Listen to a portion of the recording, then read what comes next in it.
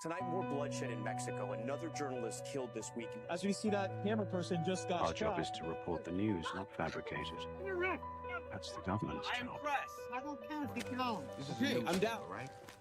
It's 90% bullshit. Can you stay kind of who are fake news? Famous fake news at this point. One needs to pay to speak the truth. Fake news. It's always about silencing the target. Like, fuck it, I quit. Hello, hello, hello. All right. Welcome to you guys. Hopefully you guys are having a great night. It is debate night, the one last debate of the year. Hopefully let's get some people in here. Hello, hello, hello. Please join in as we get started. Get ready for the debate tonight. Just a moment. Hello, Pam. Hello, Teresa. Sure. You guys are busy tonight, but we do have debate coming up. Want to make sure we get people in here and get this going.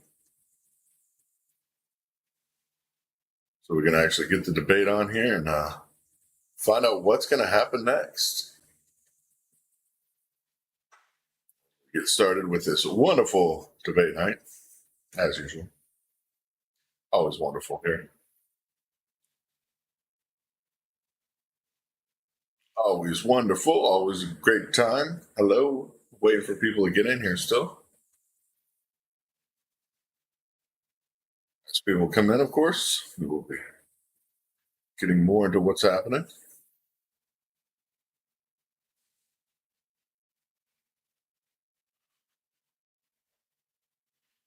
Getting this debate on for all you guys. Wait, nobody's in here. I'm surprised. Where is everybody tonight? Where is everybody?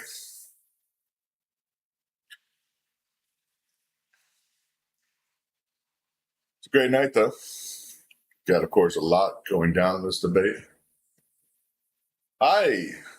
Hello, hello, hello. Waiting for the debate to get started here. As we're, of course, national news is covering the debate tonight. So we're going to have a live chat here, like you guys to talk about what you guys want to talk about, and hear, of course, my commentary on the debate. As it gets started here, we're going to cut to the debate. Glad you guys are joining us, and hopefully we'll get some great information from us. Here live from the University of Alabama, I'm Megyn Kelly, host of the Megyn Kelly Show podcast on SiriusXM. I'm Eliana Johnson with the Washington Free Beacon. And I'm Elizabeth Vargas with News Nation, and we are live on News Nation and the CW. It is make or break time for the candidates on this stage right now, with the primary starting just weeks away. And we have a lot to cover over the next 2 hours. So let's begin with tonight's rules. Candidates will have 90 seconds to answer questions, 60 seconds to give a rebuttal at the moderator's discretion. You will all see the timing lights that will indicate when time is up and it's time to stop talking. And the time we have is critical over the next 2 hours, so we ask the audience to please keep your applause to a minimum. All right, with that, let's get started. On stage tonight, 4 candidates, all vying to become their party's nominee. And given the state of affairs in our political system right now, one of you might very well do it. Even many Democrats now admit that President Biden is a weak candidate, just as many Republicans acknowledge that former President Donald Trump's multiple legal troubles could imperil his quest for a second term, all of which means one of you could wind up the leader of the free world. Having said that, Mr. Trump is nearly 50 points ahead of all of you in the national polls, 29 points ahead in Iowa, where the GOP caucuses are less than 6 weeks away. And so, as Republicans get ready to vote on whether any of you might be preferable to Mr. Trump, we begin with the question of electability. Governor DeSantis, your campaign and its super PAC have spent the most money, had the most high net worth donors, and had a wave of momentum coming into this race after your big re-election win in Florida. You were seen by many as the candidate most likely to consolidate the non-Trump field. But here we are, a month out from the first real votes, and you haven't managed to do it.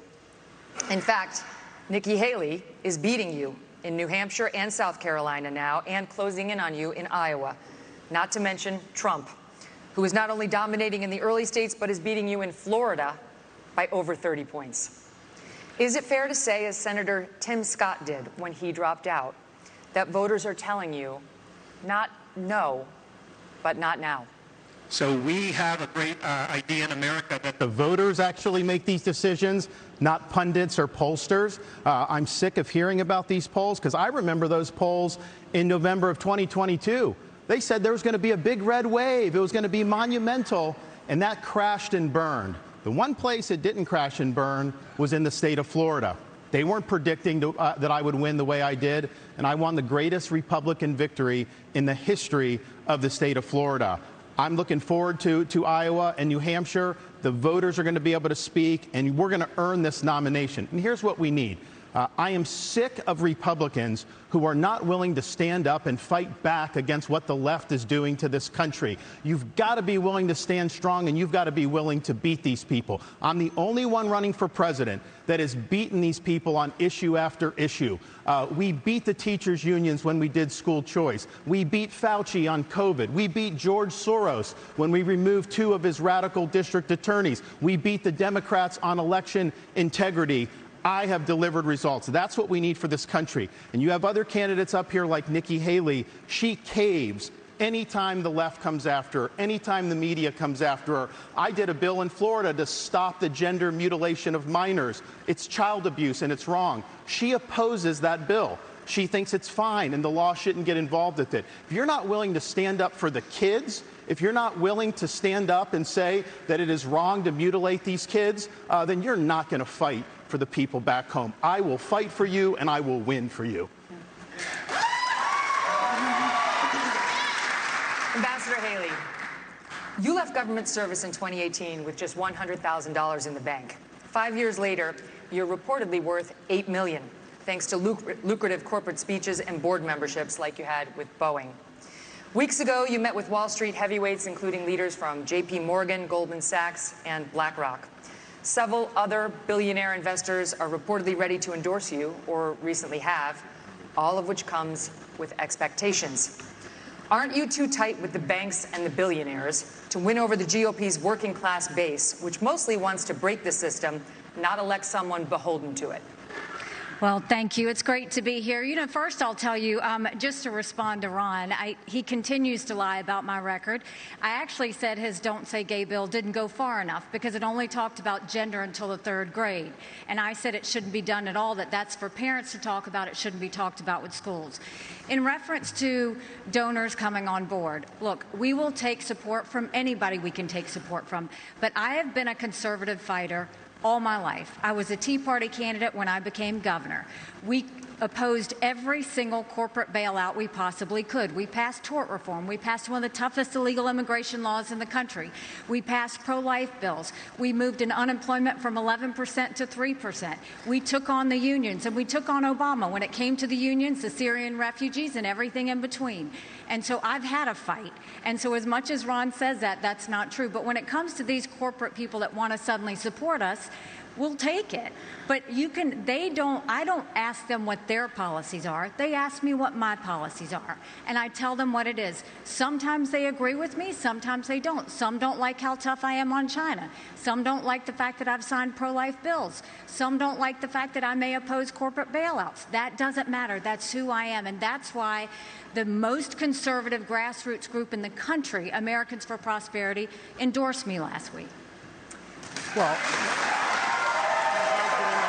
because he didn't respond to the criticism. It wasn't about the Parents' Rights and Education bill. It was about prohibiting sex change operations on minors. They do puberty blockers. These are irreversible. Talk to Chloe Cole. She went through this. Now she's an adult. She's warning against it. She may never be able to have kids again.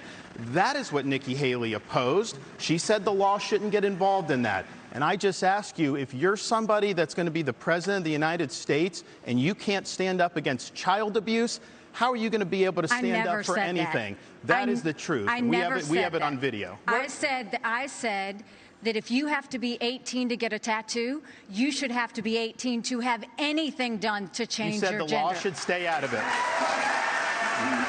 We're gonna get to this in more detail later. Let's finish with electability, but trust me, we're coming back to this issue. Mr. Ramaswamy, for months you campaigned as a unifier. Then you stood up at the first debate and attacked all of your competitors as bought and paid for. The second debate, you changed your tune, saying these are good people on this stage, admitting you can come across as a bit of a know-it-all and rejecting the practice of personal insults. By debate number 3, you called Nikki Haley corrupt, accused Ron DeSantis of wearing high heels, and told Ambassador Haley she should keep a closer eye on her daughter. Can you see how this has led some to conclude you are not, in fact, a unifier, and to question your authenticity? Megyn, I think there's a time and place for everything. We need somebody in the White House who absolutely is going to be a fighter when it counts. And I did say that there were some good people on that stage in that third debate. Doug Burgum was on that stage at that time. And I'll say that jokingly. Ron DeSantis is a good person, too. I want to go back, though, to Nikki Haley's comment from earlier that she is somehow not responding to the will of these donors. Nikki, you were bankrupt when you left the UN. After you left the UN, you became a military contractor. You actually started joining service on the board of Boeing, whose back you scratched for a very long time, and then gave foreign multinational speeches like Hillary Clinton is, and now you're a multimillionaire. That math does not add up. It adds up to the fact that you are corrupt. And when I said they were bought and paid for, I meant the Republican establishment, not the Democratic establishment. Now you have Reid Hoffman, the person who's effectively George Soros Jr., funding lawsuits across this country against Donald Trump to keep him off the ballot, funding left-wing causes. We discovered this week that he is one of Nikki Haley's largest supporters. Larry Fink, the king of the woke industrial complex, the ESG movement, the CEO of BlackRock, the most powerful company in the world, now supporting Nikki Haley. And to say that doesn't affect her is false, because it's after that meeting later that day that she says that every American needs to be doxxed by having their ID, their government-issued ID, tied to what they say on the internet. So I think that this is far more corrupt than I even imagined when I entered politics. But I will say this. It is going to take a leader from the outside, with fresh legs, from the next generation to unite this country. Not the broken politicians who are puppets of the puppet masters, but the actual people in this country. Thomas Jefferson was 33 when he wrote the Declaration of Independence. I think it's going to take somebody whose best days in life are still ahead to see a country whose best days are ahead of itself. And I think I can reach that next generation better than anybody else in this race. Thank you. Response. Megyn. First of all, we weren't bankrupt when I left the UN. We're people of service. My husband is in the military, and I served our country as UN ambassador and governor.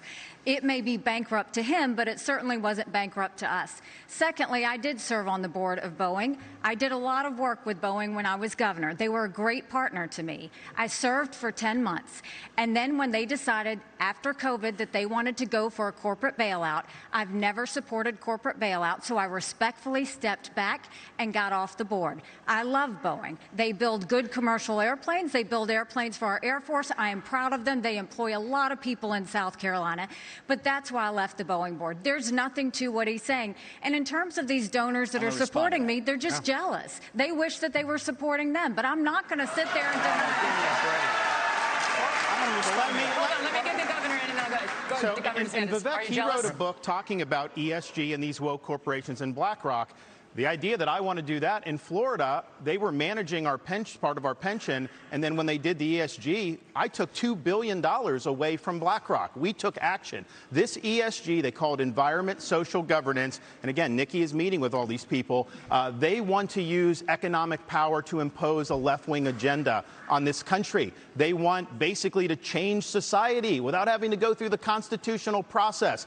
We've kneecapped it in the state of Florida. The next president of the United States needs to be able to go to that office on day one and end ESG. And the fact of the matter is, we know from her history, Nikki will cave to those big donors when it counts. And that is not acceptable.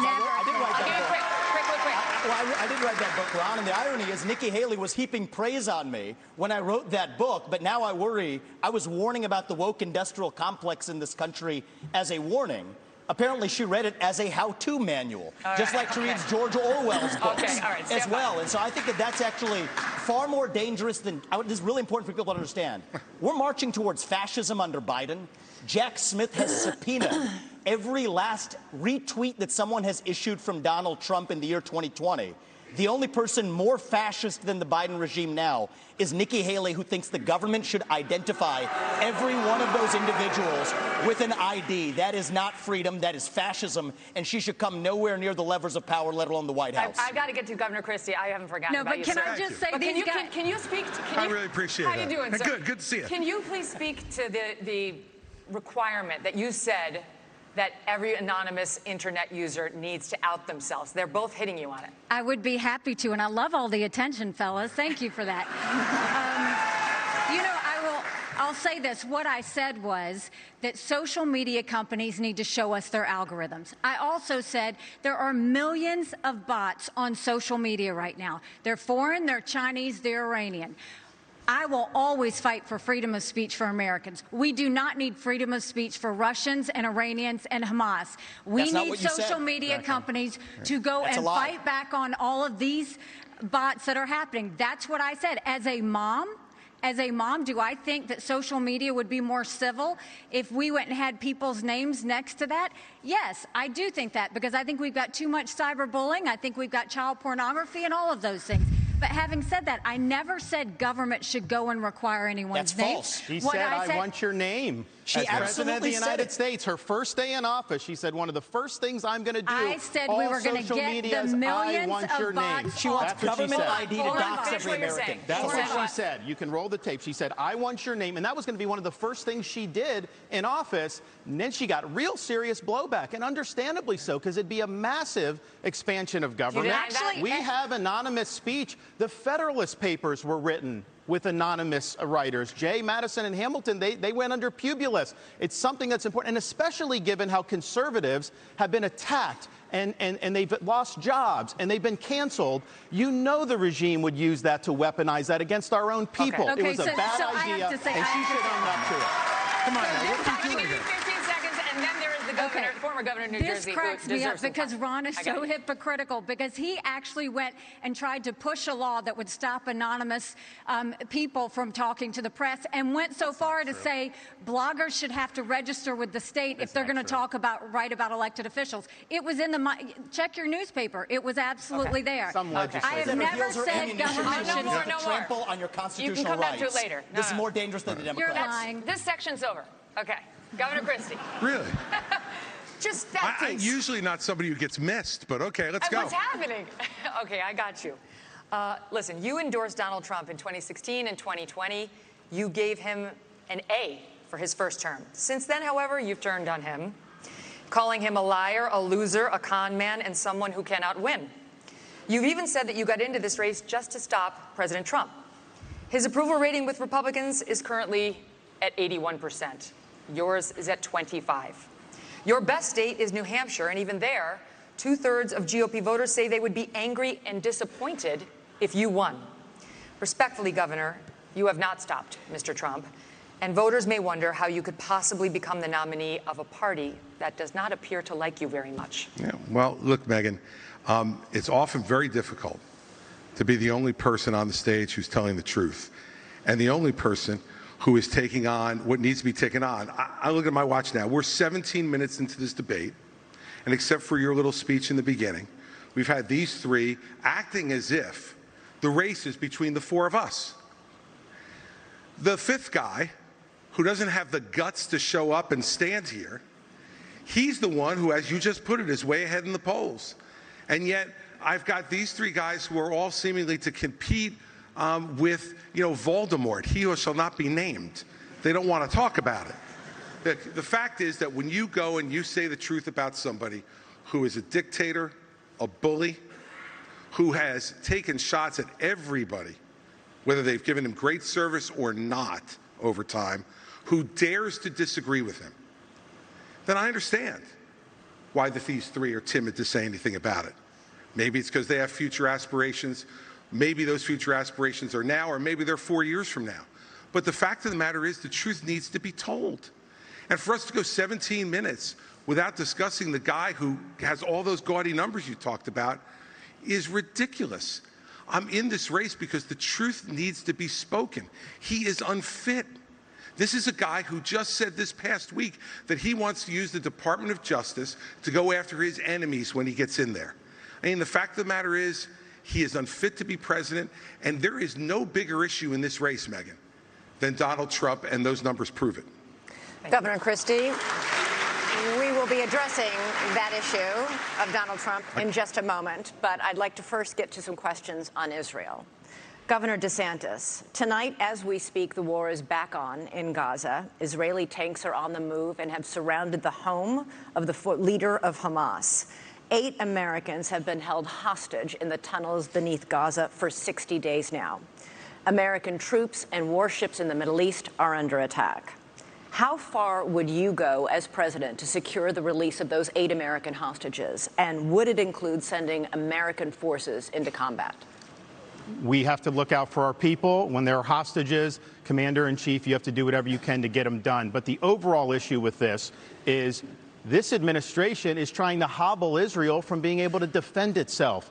They have a right to eliminate Hamas and win a total and complete victory so that they never have to deal with this again. Hamas wants nothing less than a second Holocaust. They would wipe off every single Jew off the map. They would destroy the state of Israel if we could. Joe Biden will say they support Israel, and then they do nothing but try to kneecap them every step of the way. You should not try to direct their war effort. We should work together with them so that they can bring Hamas to heel. Look, I served in Iraq back in the day. I'm the only one running for president that served in the military. I understand that part of the world. It's not the best part of the world. We do have troops there that Biden is leaving basically as sitting ducks. And you have the Iranians that are attacking these troops, and he's responding with basically pinpricks. If you harm an American service member, you're going to have hell to pay when I'm president. We are not going to let our troops be sitting ducks. We also need to look at what's the underlying problem here. Iran. Biden is doing nothing to bring Iran to account. You got to turn the screws on them. Don't let them have any oil revenue. The money they get, they send to Hamas, they send to Hezbollah, and they foment jihad throughout the Middle East. So Biden has empowered Iran just like he's empowered other adversaries. We stand with Israel. They're our best ally in the Middle East. We have a unique relationship with them, and you will see a strong relationship when I'm the president of the United States. But would you send American troops? Elizabeth, look, this is the problem with the first 3 debates. Ron gets asked a question, and he doesn't answer it. Your question was very specific. You said, would you send American troops as commander-in-chief? And he went on to this minute and 30-second hosanna about his knowledge of the military and what we need to do, and didn't answer your question. Look, when you're president of the United States, you're not going to have a choice whether to answer that question or not. Your generals, your Secretary of Defense, your Secretary of State, your National Security Advisor are going to present plans to you. They're going to look at you and say, do we go or don't we, Mr. President? And you can't give a 90-second speech about your military service, as laudable as it is. Would you send American troops in to rescue those hostages? Absolutely. If they had a plan which showed me that we could get them out safely, you're damn right I'd send the American Army in there to get our people home and get them home now. And I'll answer that question directly. Thank you, Governor Christie. Mr. Ramaswamy, you have said it was irresponsible for Ambassador Haley to call Hamas's terrorist rampage an attack on America and for her to, quote, rabidly shout, finish them, end quote. The Hamas terror attack left dozens of Americans dead and was the deadliest attack on Jews since the Holocaust. Why wouldn't it be a good thing to finish Hamas? Finish them was purposefully vague in a discussion that included Iran, which is what I objected to. And I think it's, as U.S. president, you have to be responsible. What happened to Israel was dead wrong. What Hamas did was medieval. It was subhuman. It was immoral. And we have to call that out for what it is on October 7th. But to say that that was an attack on America fails a basic test. I mean, Nick, if you can't tell the difference between where Israel is and the U.S. is on a map, I can have my 3-year-old son show you the difference. That is irresponsible because it has major consequences, because that doesn't leave room for what actually is an attack on America. So I believe I have the strongest pro-Israel position actually on the stage, even though it's a little bit different than the standard GOP talking points. And it is this. The founding vision of Israel, David Ben-Gurion, the George Washington figure of Israel, what did he believe? He believed that we don't want, as Israel, to depend on the fleeting sympathies of the West and have our hands tied. I think Israel has an absolute right to defend itself to the fullest, without the U.S., the UN, or the EU, or anybody else second-guessing their decisions, as the Biden administration, guess what, is now starting to do. I think that's a more deeply pro-Israel position than anybody else, and it keeps the actual lines of accountability clear because it is a pro-American position. And as leader of the United States of America, just as a father of 2 sons, my sole moral duty is to my family. As your next president, my sole moral duty is to you, the people of this country. That's how I'm going to lead. So I'll tell Bibi, you smoke the terrorists on your southern border, you go ahead and we're rooting for you. We're going to smoke the terrorists on our own southern border, and that's how I'm going to lead this country. But Americans were killed in that attack. Americans were killed in that attack. And so if you looked at this terrorist attack and the number of Americans, this would be one of the top 10 terrorist attacks in American history. So our own people were killed in that attack. And I think it's absolutely appropriate to point that out and to say that we're in this together and we are going to work with Israel so that these people are brought to justice. I agree with that. Ambassador Haley, I'm coming to you. Iran is on the threshold of becoming a nuclear state. The Wall Street Journal reported that Iranian military leaders gave the green light for Hamas's attack on Israel. You said in last month's debate that, by contrast to the Biden administration's approach to Iran, you would, quote, punch them once and punch them hard. Were you saying that it's time to bomb Iran? No, I was not saying it's time to bomb Iran, but I will tell you, I dealt with Iran every day when I was at the United Nations, and they only respond to strength. What they don't respond to is when you weaken the sanctions like they did on Iran that allowed China to send them billions to fill their proxies. What they don't respond to is when you give $6 billion for 5 hostages. That only makes them want more hostages. What they don't respond to is when they do 140 strikes on our men and women in Syria and Iraq, and we do nothing but just some small shots back. You've got to punch them, you've got to punch them hard, and let them know that. That's the only way they're going to respond. So the way you do that is you go after their infrastructure in Syria and Iraq where they're hitting our soldiers. That's what you do, and then that's when they'll back off. The problem is you have to see that all of these are related. If you look at the fact Russia was losing that war with Ukraine. Putin had hit rock bottom. They had raised the draft age to 65. He was getting drones and missiles, drones from Iran, missiles from North Korea. And so what happened? When he hit rock bottom, all of a sudden, his other friend, Iran, Hamas goes and invades Israel and butchers those people on Putin's birthday. There is no one happier right now than Putin because all of the attention America had on Ukraine suddenly went to Israel. And that's what they were hoping is going to happen. We need to make sure that we have full clarity that there is a reason, again, that Taiwanese want to help Ukrainians because they know if Ukraine wins, China won't invade Taiwan. There's a reason the Ukrainians want to help Israelis because they know that if Iran wins, Russia wins. These are all connected. But what wins all of that is a strong America, not a weak America. And that's what Joe Biden's given us. I want to say one thing about the tie to Ukraine, if I may. So foreign policy experience is not the same as foreign policy wisdom. I want everybody at home to note that I was the first person to say we need a reasonable peace deal in Ukraine.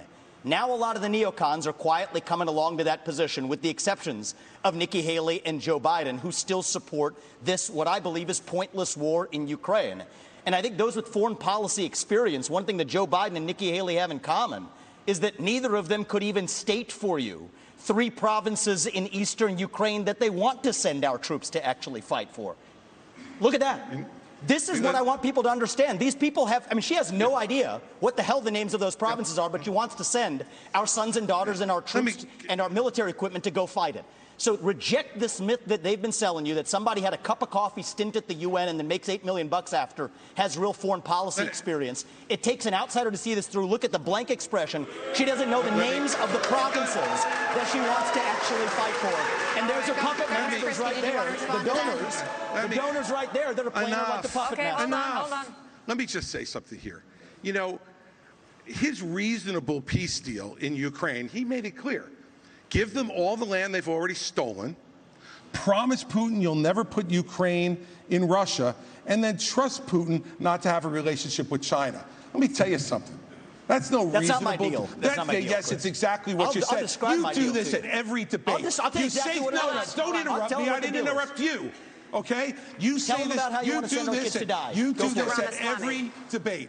You go out on the stump and you say something. All of us see it on video. We confront you out on the debate stage. You say you didn't say it, and then you back away. And I want to say exactly what I said, Chris. I'm not done yet. Well, this now is look. This is nonsense. This man is spewing. This man is spewing nonsense. Let me tell you something. This is the fourth debate. The fourth debate that you would be voted in the first 20 minutes as the most obnoxious blowhard in America. So shut up for a little while. I'm going to respond to that. Chris, your version of We're going to let you respond to that. We're going to let you respond to that. Let him finish. I want to say something else. We're now 25 minutes into this debate, and he has insulted Nikki Haley's basic intelligence, not her positions, her basic intelligence. She doesn't know regions. She wouldn't be able to find something on a map that his 3-year-old could find. Look, if you want to disagree on issues, that's fine. And Nikki and I disagree on some issues. But I'll tell you this. I've known her for 12 years, which is longer than he's even started to vote in a Republican primary. And while we disagree about some issues and we disagree about who should be president of the United States, what we don't disagree on is this is a smart, accomplished woman, and you should stop insulting her. So I'm going to take this. I'm going to take several times over. So first of all, I think we just learned something from Chris Christie. We learned three things. We learned three things right there. First of all, Chris Christie also doesn't know what provinces in eastern Ukraine he actually wants us to fight for. Chris, your version of foreign policy experience was closing a bridge from New Jersey to New York. Yeah. So do everybody a favor. Just walk yourself off that stage, enjoy a nice meal, and get the hell out of this race. Let me tell you. When it comes to Nikki, I think if you're going to actually send your sons and daughters to go die in somebody else's war, you better, excuse me, Chris, I'm speaking, and I'm not done yet. I haven't heard the time when you aren't and we're going to be speaking. done. So listen up to this. If these people want to send your sons and daughters to go die in Ukraine, they've been arguing for it for a year. $200 billion of our taxpayer money sent over. Neither of them could even name for you the provinces that they actually want to protect. And this is the people who have been touting their so-called foreign policy experience. It is intellectual fraud. These people are lying to you, the same people who told you about weapons and mass destruction in Iraq. To justify that invasion, didn't know the first thing about it, yet they sent thousands of our sons and daughters to go die. The same people who told you the same in Afghanistan, where the Taliban is still in charge 20 years later. $7 trillion of our national debt due to these toxic neocons. You can put lipstick on a Dick Cheney, it is still a fascist neocon. Thank and you, you Mr. gotta see that Ramaswamy. today. Thank you, Mr. It's Dick Cheney Ramaswamy. all over again in this party. Thank you, Mr. Ramaswamy. 15 seconds. Name the provinces. Neither of you could even name the first thing about Eastern Ukraine. I think we've had enough of this. And Crimea. Think about that. Let me just... It's actually, Crimea is the wrong answer. All right. The floor is Christie's. All right. Let me just say this. You know, this is the kind of thing where he talks about experience. You know, I was the U.S. attorney in New Jersey when the terrorist attacks were launched against the United States in 2001. I brought the first two cases in this country against terrorists who tried to attack us again. And I know about the threat of terrorism and bullying in this country and around the world. And at that time, he was learning about the provinces in Ukraine, sitting with his smart-ass mouth at Harvard. That's what was going on. And so the fact of the matter is, and back then he was a Democrat. So the fact is that all he knows how to do. Well, you were busy hugging Barack Obama and getting him elected. Thank you. All he knows how to do is insult good people who have committed their lives to public service and not say anything that moves the ball down the field for the United States. All right, thank you, Governor Christie. We are going to take a quick break, cool things down a little bit. When we come back, we're going to tackle issues on the southern border. We'll be back in a few minutes.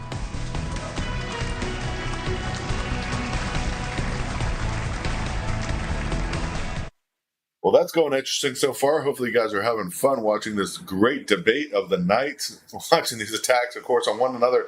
Nobody actually getting anywhere in this debate, as we've been watching. A lot of talk and not a lot of action. Of course, a lot of bullshit talk at that. Sorry for my language, but that's what it is. Watching this unfold is ridiculous. I mean, it's literally like watching children on stage slapping each other over stupid shit that doesn't matter. It's ridiculous, absolutely. I mean, but I want to say thank you guys for all joining us tonight as we, of course, cover this debate and everything that's following. Just the idiocracy that we're seeing on stage. The only person that's making any sense right now is Ramaswamy, which I don't know if I can trust him. Honestly, let's be honest about that. Ramaswamy's college was paid for by Grant, paid for by Soros. But all talking out their ass. Exactly. That's what they're doing. Hate to say it, and they wonder why Trump's number one right now in the polls. I mean, because Trump may be asinine and say things that are degrading or hard on the ear, but he's honest about it. The way he feels is what you hear. You don't hear what he thinks people want to hear. You hear what he actually is feeling, what his actual plans are. No matter what people want to happen, he tells you the way it is. And that's what needs to happen here in this debate. And that's what we've been missing all along. And that's the problem we're still having tonight, which I thought would be changed by now. But of course, watching the same thing unfold, definitely need a popcorn or some pizza or something to watch this debate, because this show is getting good. It's like watching a fight night. They're not doing anything about anything. They're just talking about it. Yeah, he says it for a reason, strategically. He does. He gets shit done. You got Haley standing up there not answering questions about how she made millions of dollars off the back of American fighters. And honestly, that's what she did. American citizens going over there fighting foreign wars, and her making millions of dollars working in the military-industrial complex. Not a question. You got Ron DeSantis not admitting how he became the governor for the state of Florida, attacking Trump in the same breath as stating that he's the governor of Florida because he did such a great job. No, it's because Trump got him there. We know that. And Chris Christie is just a joke. I can't even make a comment about him. I don't know if I can say he's good, bad, or indifferent.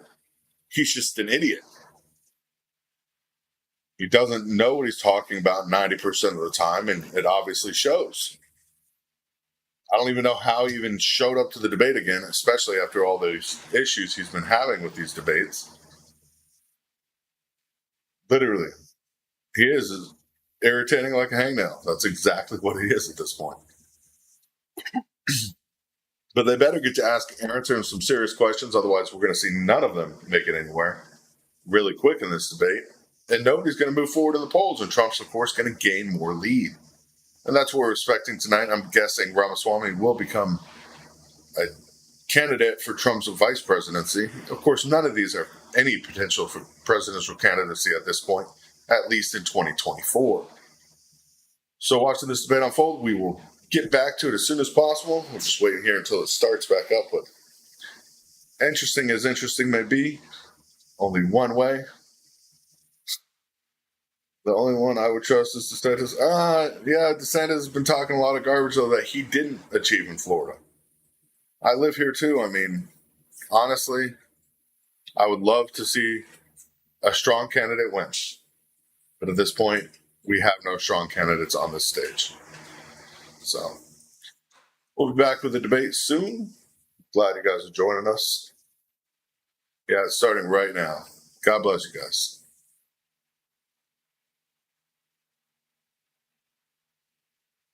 If it comes back up, that is. Welcome back to the Republican primary debate live on News Nation from Tuscaloosa, Alabama. We are now going to go to the crisis on the southern border. Polls show immigration and the crisis are among the most pressing issues for Republican voters right now, both the issue of migrants crossing illegally into our country and the separate issue of fentanyl being smuggled in mostly through legal ports of entry. All year, News Nation has been at the border documenting the crisis. In 2023 alone, Border Patrol encountered a record 2.4 million migrants. All four of you have talked tough. The question now is, how realistic is the talk? So, Governor DeSantis, I'd like to start with you. You have pledged to send the military to the southern border on day one of your administration with orders to shoot, quote, stone cold dead anyone illegally entering with a backpack that you believe contains fentanyl. Critics have called this a shoot first, ask questions later policy that would amount to extrajudicial killing. You are a former military lawyer. Why do you think this idea of yours would be legal? The drug cartels are invading our country, and they are killing our citizens by the tens of thousands every year. We had a situation in Florida. There was an 18-month-old baby that was crawling on the floor of an Airbnb rental. There was fentanyl residue on the carpet, and the baby died. Is this acceptable in this country? I know the elites in D.C., they don't care. They don't care that fentanyl is ravaging your community. They don't care that illegal aliens are ravaging our community and overwhelming our community. The commander-in-chief not only has a right, you have a responsibility to fight back against these people. And does that mean shooting first? It means you're going to categorize them as foreign terrorist organizations, and we will identify, just like we would anywhere. When I was in Iraq, the Al-Qaeda wasn't wearing a uniform. You'd see anyone walking down the street, they all had man dresses on. You didn't know if someone had a bomb, an IED attached or not. And so you had to make a judgment based on intelligence, based on positive identification. But we're going to be able to get the intelligence on these cartel people. And here's the thing. If we had a wall across the southern border, which I support, this would not have happened. We need to build a wall across the southern border. I'll get it done, and Mexico is supposed to pay for it. Remember, here's how you do that. I am going to have fees on remittances from foreign workers when they send the money back to foreign countries. We're going to tax it, and we're going to build a wall with that. So, yes, you should have had that. But we don't have it. I'm going to build it. But we have to lean in on this problem. I am not going to sit there and allow mothers to lose more kids because of fentanyl overdose. I am not going to sit there and let sex trafficking go unabated or human trafficking go unabated. There's going to be a new sheriff in town, and these drug cartels better buckle up. Thank you. Ambassador Haley, you have pledged to catch and deport all migrants who are here in this country illegally. But then you said in Londonderry, New Hampshire last month that you will not deport those who are working and paying taxes rather than feeding off the system. Which is it? So first of all, what I said is all of the 7 or 8 million illegals that have come under Biden's watch absolutely have to go back. We have to stop the incentive of what's bringing them over here in the first place. Biden just gave temporary protective status to 500,000 Venezuelans. That's 500,000 Social Security cards. That's 500,000 driver's licenses. And I know from my time at the United Nations, the first thing they do is pick up the phone and said, we came over, come on over. And that's what sends more. You have to go and deport these people so they know it can't happen again. For those that have been here longer than that, we've got to start seeing who is it, how long have they been here, have they been vetted, have they paid taxes, have they been working, and figure out who else is out there. But what I know is my parents came here legally. They put in the time, they put in the price. They are offended by those that are coming illegally. We can't let them skip the line. But when you talk about fentanyl like you did before, let's look at something else. Yes, I think we should send special operations over and take out the cartels. I think we should do a remain in Mexico policy so they never step foot in U.S. soil in the first place. But look at where fentanyl came from. Let's go to the heart of the matter. It came from China. That's why we need to end all normal trade relations with China until they stop murdering Americans with fentanyl. I promise you, they need our economy. They will immediately stop that. But this is where Trump went wrong. Trump was good on trade, but that's all he was with China. Because here he allowed fentanyl to continue to come over.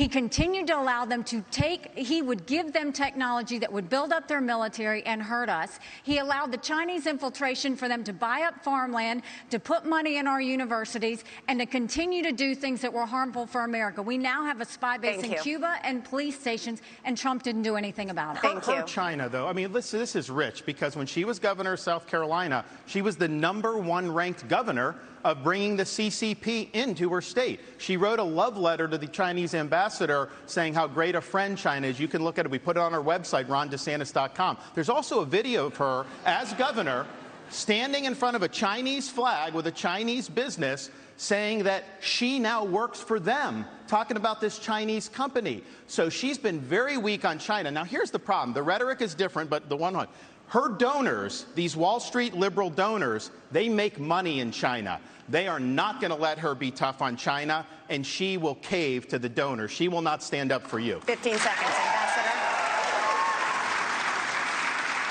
First of all, he's mad because those Wall Street donors used to support him, and now they support me. The second thing is he has a company, a Chinese company, UGAS, that he just did a rally there last year. They have given you $340,000 in campaign donations between them and their employees. They are tied to the Communist Chinese Party. Jinko Solar is another one. They went and expanded. You gave $2 million in subsidies. I banned China from buying land in the state of Florida. The Department of Homeland ejected the Confucius Institute. Nikki Haley brought Confucius Institutes to the universities in South Carolina. That is not true. I ejected them. So I have a record of standing up and do what's right. And here's the thing. You have a record of lying. She's trying to say things like that. Even the liberal media groups that usually if I say the sky is blue, they'll fact check me and say that's wrong. They looked at her charges. They said it was totally false, that they could not find one instance of me recruiting a Chinese business coming to Florida. You know why? Because we never recruited any Chinese businesses to the state of Florida. Thank you. Thank you. Mr. Ramaswamy, over the past year, fentanyl has killed more than 75,000 Americans, 1,000 of them right here in Alabama. You have vowed to use the military to, quote, annihilate drug labs inside Mexico, something the president of Mexico said would be a hostile act. But fentanyl can easily be made anywhere, and labs that are shut down can easily and quickly be replaced. Are your tough enforcement policies offering false hope to a country racked by addiction? To the contrary, I don't think it's going to have to come to that if we deal with the actual demand side problem that we also have in this country. I mean, the easy part is talking about how we're going to use our military to secure the border. I will, and I believe that everybody else wants to do the same thing. But the harder part is dealing with the crisis of purpose and meaning, the mental health epidemic raging across this country like wildfire. And there's a reason why after the opioid crisis, you see fentanyl. And even after we get fentanyl, and we are going to be sure to make sure we do it, this one is worse for many reasons. They're illegally lacing it into pharmaceuticals, so it's more dangerous. But we're deluding ourselves. The real false promise here is thinking that we're going to have dealt with that underlying mental health epidemic in this country by just dealing with the demand side of it. But I want to get back to this issue of the root cause, because a lot of these are coming from labs in Wuhan, China, of all places. Drug materials that are going to the Mexican drug cartels that they're pumping across that southern border like a modern opium war. I think it is going to take a U.S. president that's going to have a very different conversation with Xi Jinping than what Joe Biden just had in California. I will tell Xi Jinping, you will not only not buy land in this country or donate to universities in this country, U.S. businesses won't expand into the Chinese market until they're playing by the same set of rules. And the same country that's putting fentanyl into illegal pharmaceuticals in Mexico, it's no coincidence, is the exact same country that also unleashed hell on the world with the COVID-19 pandemic. We also have to hold them accountable with every financial lever that we have available. That is what it actually means to stand with a spine. And you mark my words, if we're willing to stand with the spine, China will absolutely have to fold because they're in a tougher spot than we are. And then we're back to playing by the same set of rules. Thank you, Mr. Ramaswamy. Thank you. Let's talk about the economy. Ambassador Haley, homeownership has always been part of the American dream, but it's increasingly out of reach for younger Americans. This year, mortgage rates reached 30-year highs. Home prices have risen $190,000 over the past decade. Is this the free market at work? Or should the federal government do something to make homes more affordable? Well, first of all, I mean, you're exactly right. My daughter just got married, and I saw how hard it was for her and her husband to buy a home. Right now, the average homeowner in America is 49 years old. You've got young people everywhere. That used to be the American dream, and now it's out of reach. But you look at what happened. You first of all look at what the Fed did. The Fed did a terrible job when they allowed all of that money to go through. You saw the Treasury bond rates go up. That affected mortgage rates, that affected automobile rates, that affected insurance rates. And so now we have a high interest rate. You've got a supply issue. Ask any builder. The supply issues have continued to be there. That's caused the rate to go up. And then you've got insurances that have gone up. And so what you have is a lot of younger people who, one, can't afford a home, but two, the banks aren't lending them any money. They've made the regulations so hard that they don't want to give loans on mortgages anymore. So what we have to do is we have to open it up. We have to, one, grow our economy so that people have more money in their pockets. We've got to look at the supply chain and make sure that we are funneling that so that builders don't have to sit there and go overseas to find things. And then we need to make sure that we really stop paying down this debt, make sure that we stop the borrowing, stop the spending. I'll veto any spending bill that doesn't take us back to pre-COVID levels, because our kids are not going to forgive us for all the spending that happened. And as much as everybody wants to talk about how Donald Trump had a good economy, $9 trillion in debt he did just in 4 years. And we're all paying the price of that, including those mortgage prices. We're going to come back to President Trump, I promise. Governor DeSantis, the latest News Nation Decision Desk poll found that inflation tops the worries of American voters. 61% say they're very concerned, and the working class is hardest hit. Economists say this was fueled by a glut of federal spending. The Biden administration has added $6 trillion to the national debt so far, but President Trump wasn't exactly a penny pincher. His administration added $7.8 trillion. Do Republicans, including President Trump, share the blame for inflation? And what concrete steps would a President DeSantis take to help Americans make ends meet? The borrowing, printing, and spending of money was both parties in Washington, D.C. That's just a fact. These Republicans in Washington have spent. It's driven your prices higher, and it's driven your interest rates to the point where you can't afford. I met a young fella in Iowa. He had graduated college a couple years ago, and he's like, Governor, I don't have a chance. I'm gainfully employed. He's like, I have no chance to afford a home and start a family. That is taking the American dream away from people. So we're going to get the inflation down. We're going to get the interest rates down. We are going to reduce spending, and I will be willing to veto, and I vetoed a lot as governor of Florida, and we'll do that. We're also going to open up all of our domestic energy for production. Lower your gas prices, lower the price of fuel.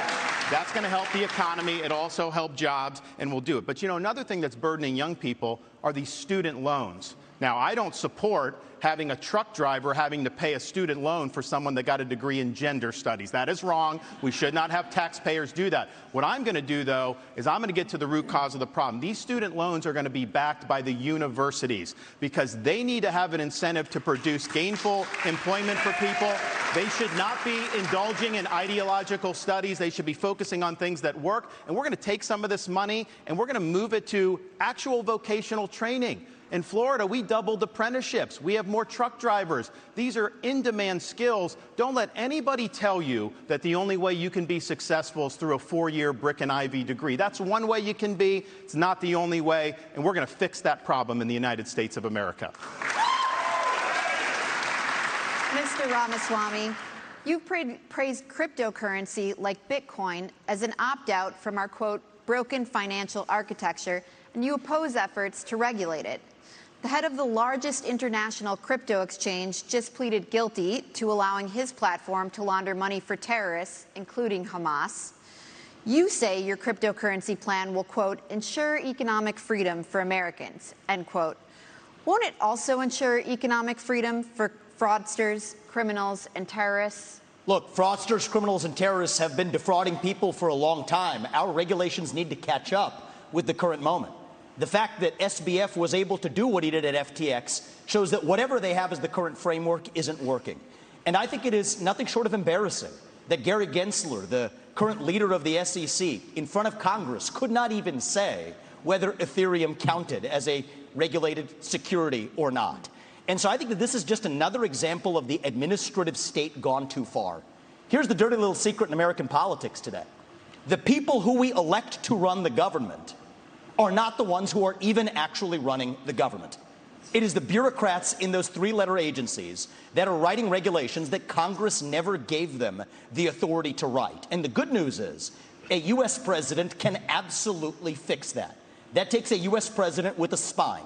So what I've said is in my administration, by the end of year one, we will have a 75% reduction in the number of federal bureaucrats. We will shut down government agencies that should not exist.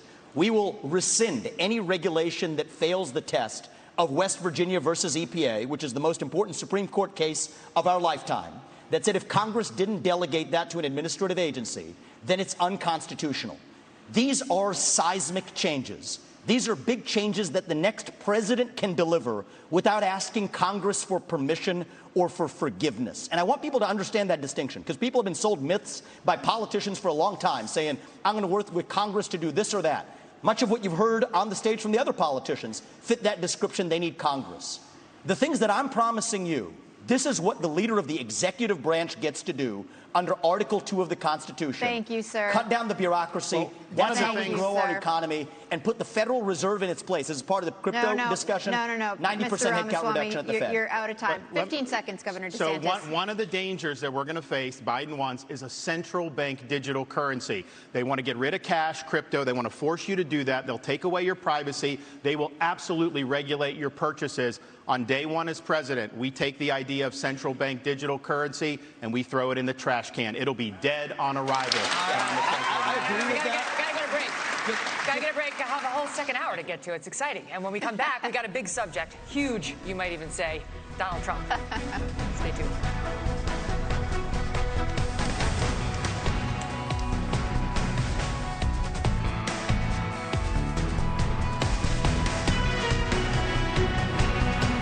News Nation tomorrow.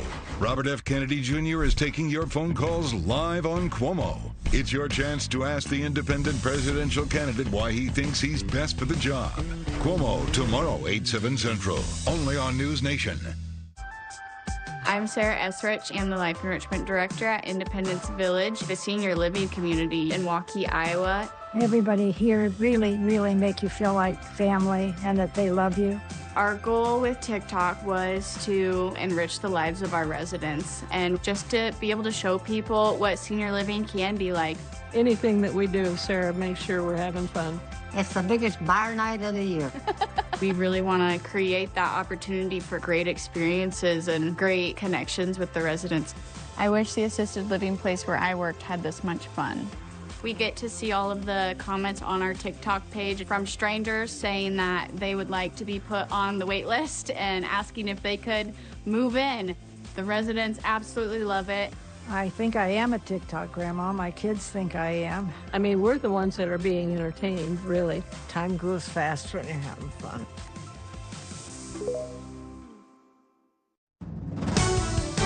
Have you heard? Sling TV offers the news you love for less. Wait, you look and sound just like me. Actually, I am you. Because I'm the same news programs on Sling for less. You mean you're me, but for less money? A lot less. I'm all your favorite news programs and more on Sling, starting at just $40 a month. Everything great about me, but for less money, which makes me greater, don't you think? It's the same news for less, starting at $40 a month. Sling. This is the sound of the season's favorite gift. Right now, Omaha Steaks is offering the favorite gift package that includes 4 of our famous fork tender filet mignons, 4 air-chilled boneless chicken breasts, burgers, franks, sides, and desserts, all for just $89.99. That's 66% off. Order now to include 4 more burgers free. This exclusive TV offer is our best of the season, and it won't last. Order today at omahasteaks.com/TV. I love this. Icy hot. Ice works fast. Heat makes it last. Feel the power of contrast therapy, so you can rise from pain. Icy hot. At Consumer Cellular, you get the same exact coverage as the largest carriers for up to half the price. That's Barbara? Sorry, I was muted. That's amazing. I know, right? I'm Sherry. I'm John. I'm a pharmacist. As we were starting to age, it's like, well, how can we help our cognitive abilities? We saw Prevagen I did read the clinical study and went ahead and gave it a try. I feel that Prevagen is helping me with overall clarity, and as a pharmacist, I've recommended it to not only just customers, but also to friends and family as a product to try. Prevagen, at stores everywhere without a prescription. All right, moments ago, history was made. Check out this headline right here. Until News Nation arrived, cable news viewers had no real option but to turn to outlets which regularly play to the far left and far right. Not tonight. One thing about you all are straight down the line. This is what's going on. This is the reality, and it is a very real humanitarian issue down here. Those of us in what I call the marginalized moderate majority don't operate that way. Well, what am I getting wrong? Your BS meter is one of the best. We believe in trying to come together to find solutions when we disagree. I'm liking the new you, by the way. No, it's not the new me, Cuomo. It's a little bit the new you. It's not. Our audience is growing for a reason. This is something I am truly thankful for. I consider our mission to be vital for our country. I'm gratified to see how many of you think so too. And News Nation was the only one there with the exclusive. Hang on to your hat, because there is so much more. Tell your friends about us. Ignore the haters. We're doing things right.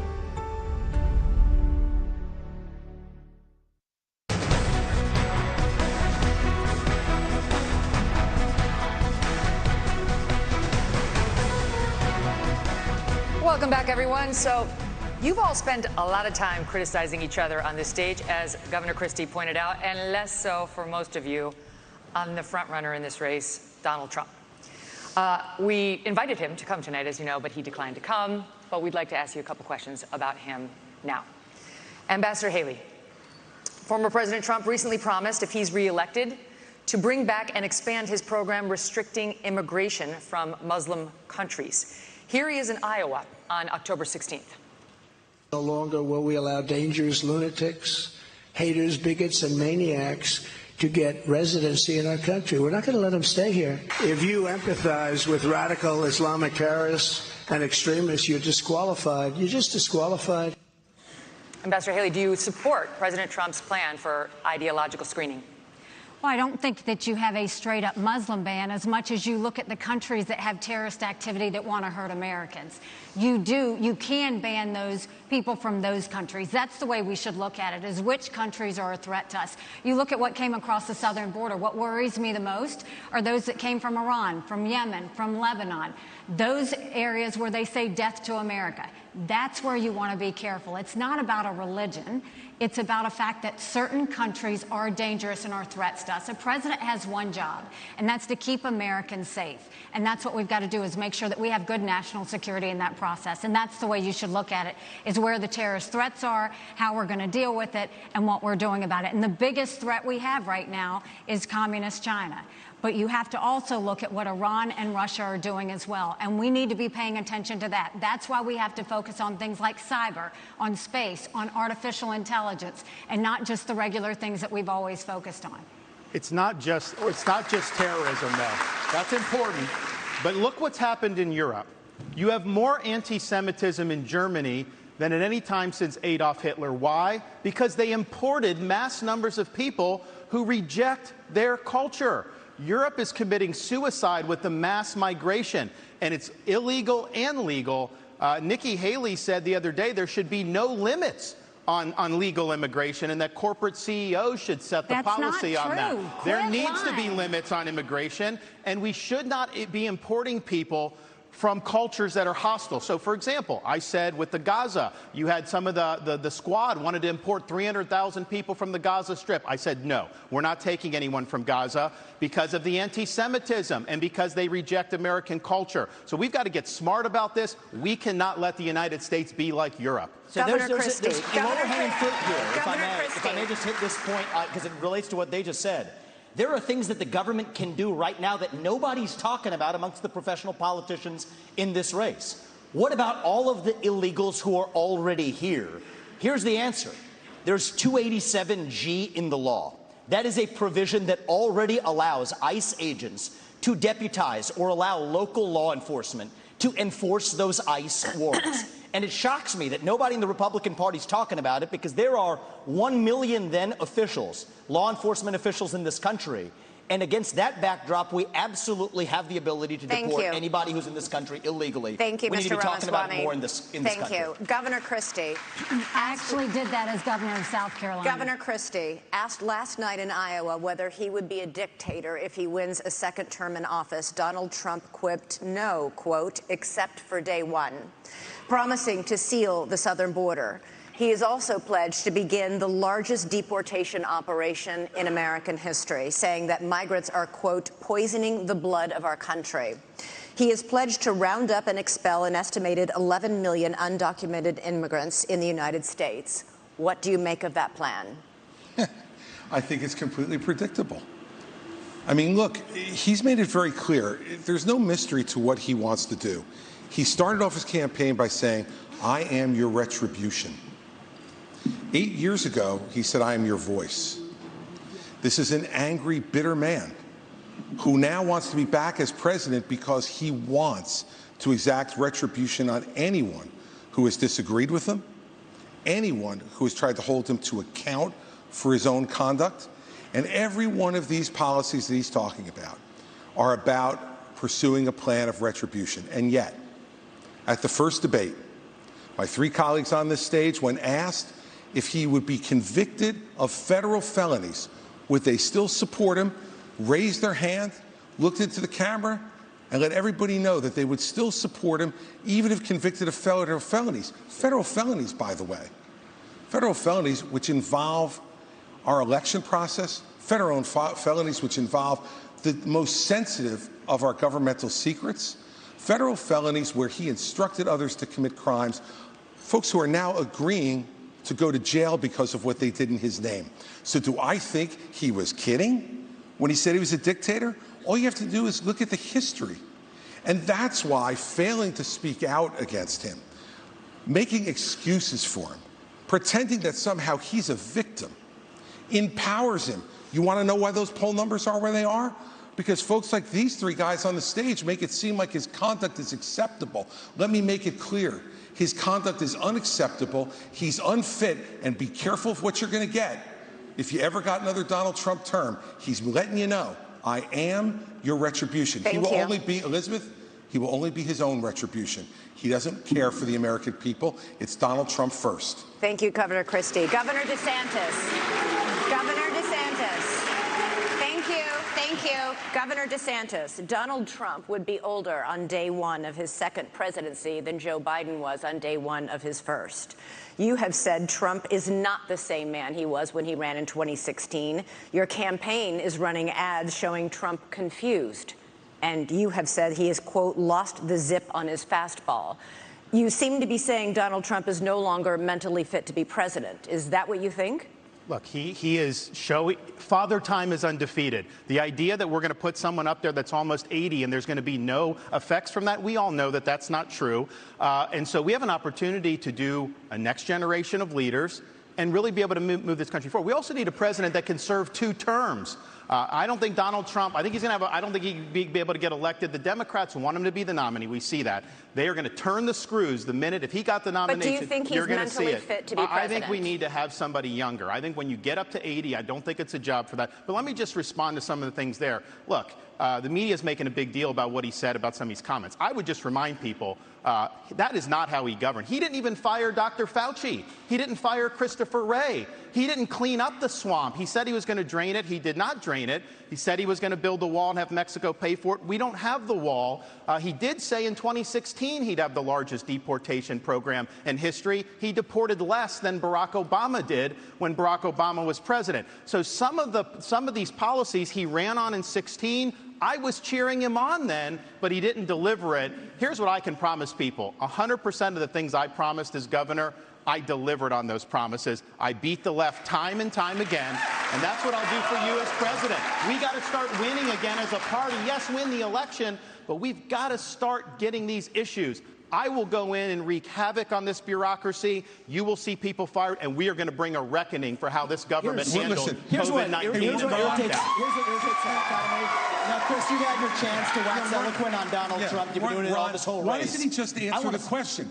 The question was very direct. Is he fit to be president or isn't he?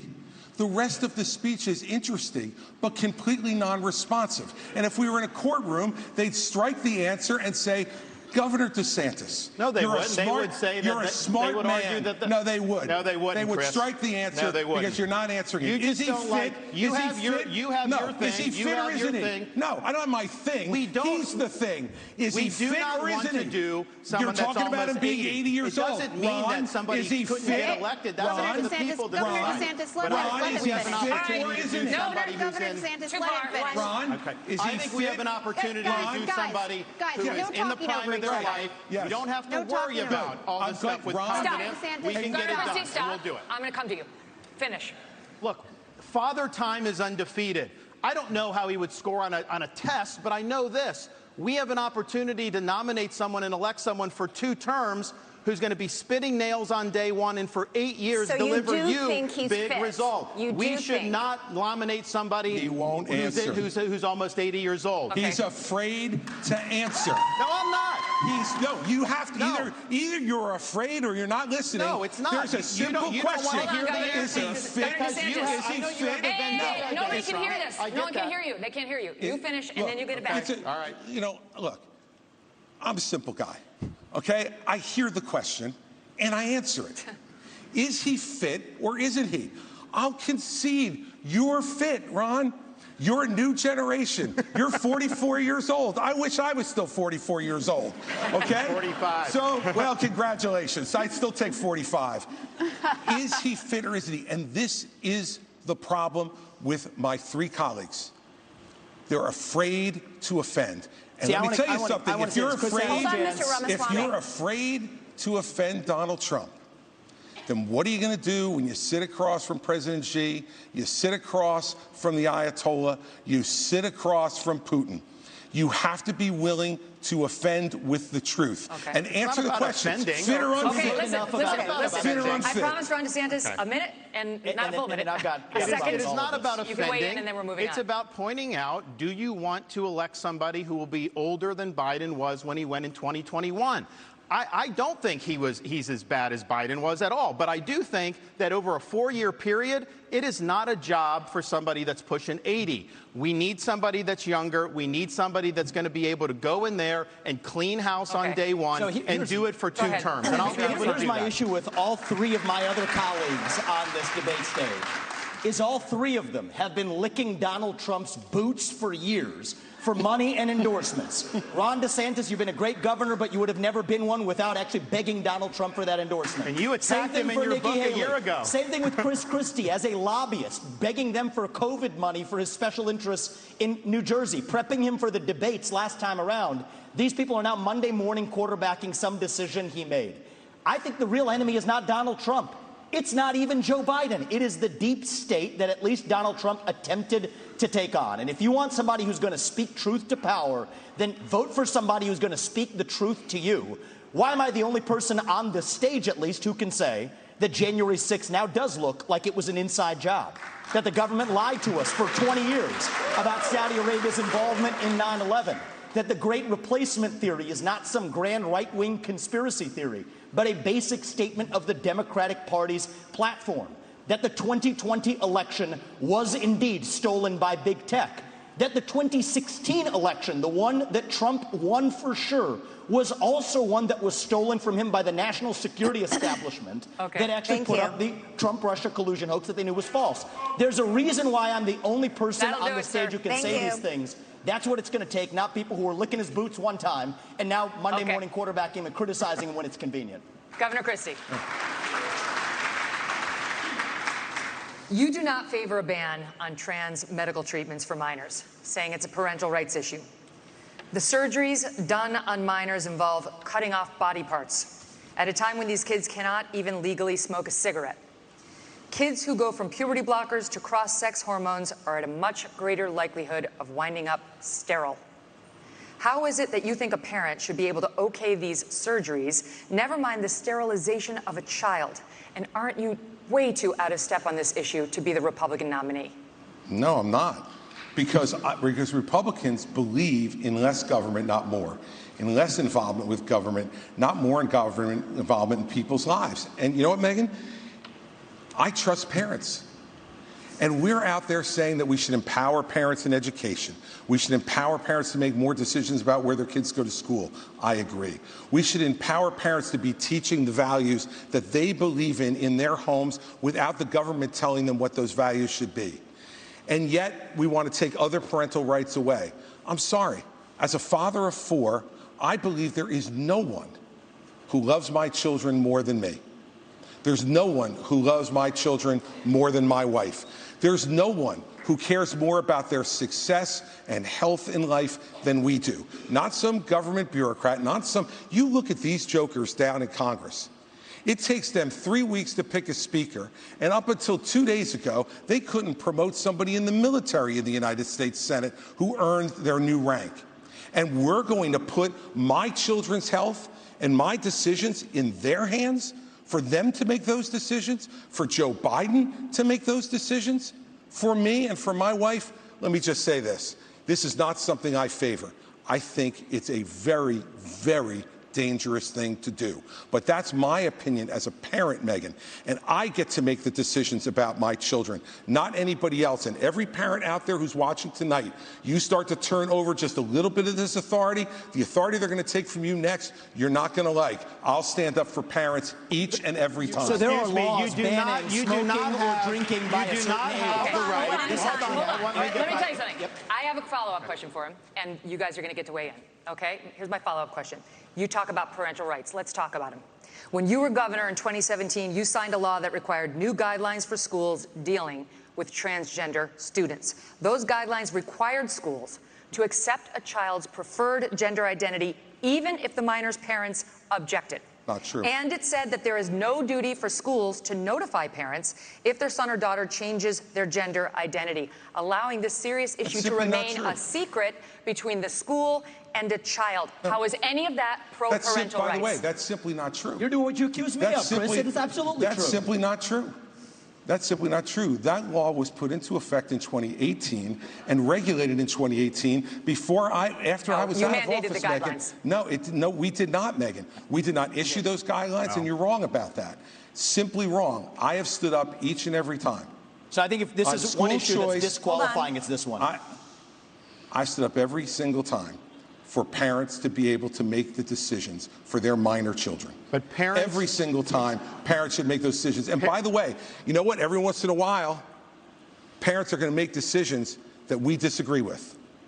But the minute you start to take those rights away from parents, you don't know that slippery slope, what rights are going to be taken away next, and what's going to be focused on you. As a parent, you do not have the right to abuse your kids. This is cutting off their genitals. This is mutilating these minors. These are irreversible procedures, and this is something that other countries in Europe, like Sweden, once they started doing it, they saw it did incalculable damage. They've shut it down. I signed legislation in Florida banning the mutilation of minors because it is wrong. We cannot allow this to happen in this country. And I know Chris disagrees with me, and I think he has an honest position. Nikki disagrees with me. She opposes the bill that we did to ban that. She said the law shouldn't get involved with it. You said the law shouldn't get involved with it. She also, though, I think, and this flows from what she did as governor of South Carolina, they had a bill to try to say that men shouldn't go into girls' bathrooms. And she killed that bill, and she bragged that she killed that bill. Even to this day, she bragged that. I don't think men should be going into little girls' bathrooms. I think it's wrong, and I think we have every right to protect them from that. I am going to come to you. I promise 10 seconds. Go quickly. I think the North Star here is transgenderism is a mental health disorder. We don't let you smoke a cigarette by the age of 18.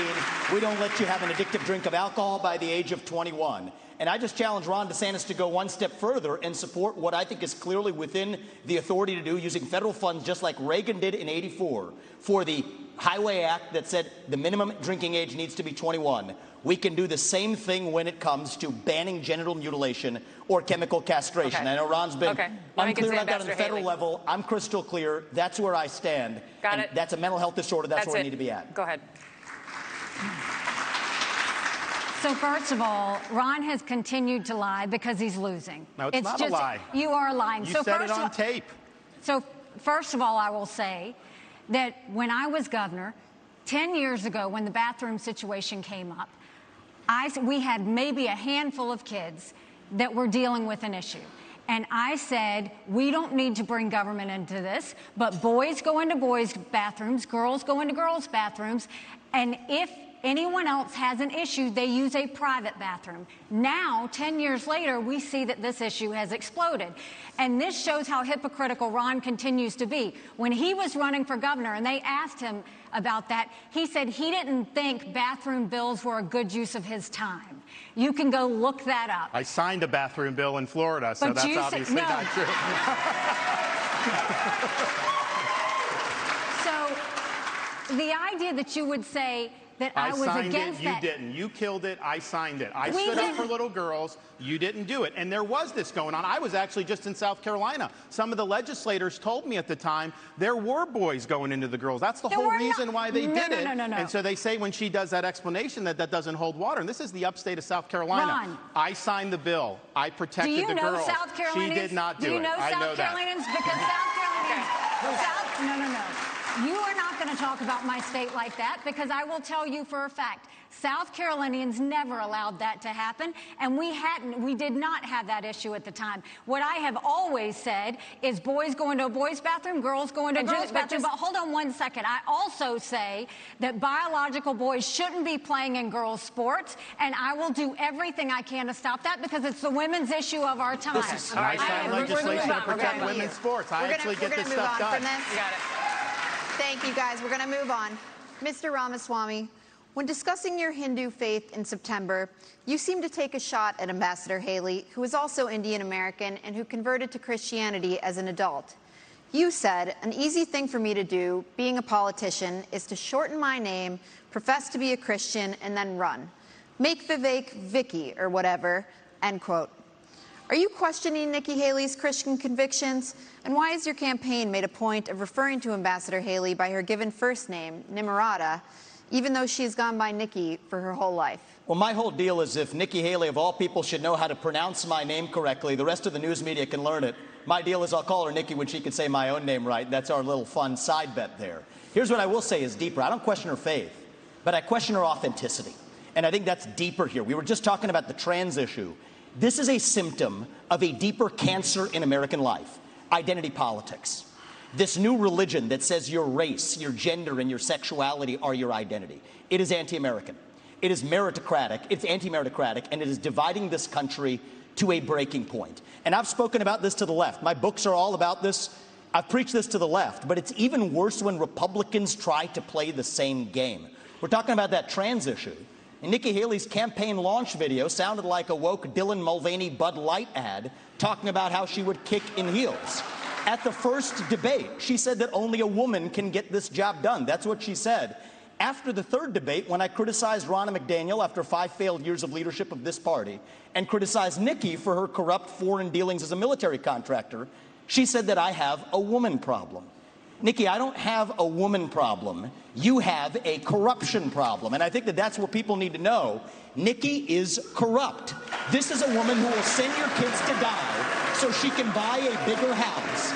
This is the problem. Using identity politics more effectively than Kamala Harris is a form of intellectual fraud. And it actually needs to end. There's our donor puppet masters wielding their puppet right up here tonight. This is how this game is played. The puppet masters put up their puppet, and I reject the use of identity politics in this party. It has been a cancer coming from the left, and I'm sick and tired of the double standards. The people of this country are too. Having 2 X chromosomes does not immunize you from criticism. Thank you, sir. Thank you. Governor Haley, would you like to respond? No. It's not worth my time to respond to him. You have been using identity politics at every step. She knows it's true, and that's why she's actually fighting from it. Sir, we're not going to give you a response to the question that was to you. Okay, we got to move on to this. Now, by arrangement with the Republican National Committee, we've got 2 questions for you about the Justice Department and our election system. Here's Tom Fitton with Judicial Watch. Governor Christie, this one's for you. President Trump and many of his supporters claim federal law enforcement agencies have abused his civil rights for the last 8 years by, among other things, spying on him and now prosecuting him while having treated Hillary Clinton and Joe Biden with kid gloves. A recent Gallup poll shows that Americans think more highly of the U.S. Postal Service than they do the FBI or Justice Department. What would you do as president to restore the faith of the American people in these agencies? Well, first off, I'm the only person on this stage who's actually done a job in the Department of Justice. I was the U.S. Attorney in New Jersey, in the 5th largest office in this country, appointed by President Bush on September 10th, 2001. And it was an extraordinary time in this country to be on the front lines of fighting the greatest attack against our country since Pearl Harbor. And I'm proud of the 7 years I spent in the Justice Department. And one of the reasons I am is because I had an Attorney General when I came in named John Ashcroft.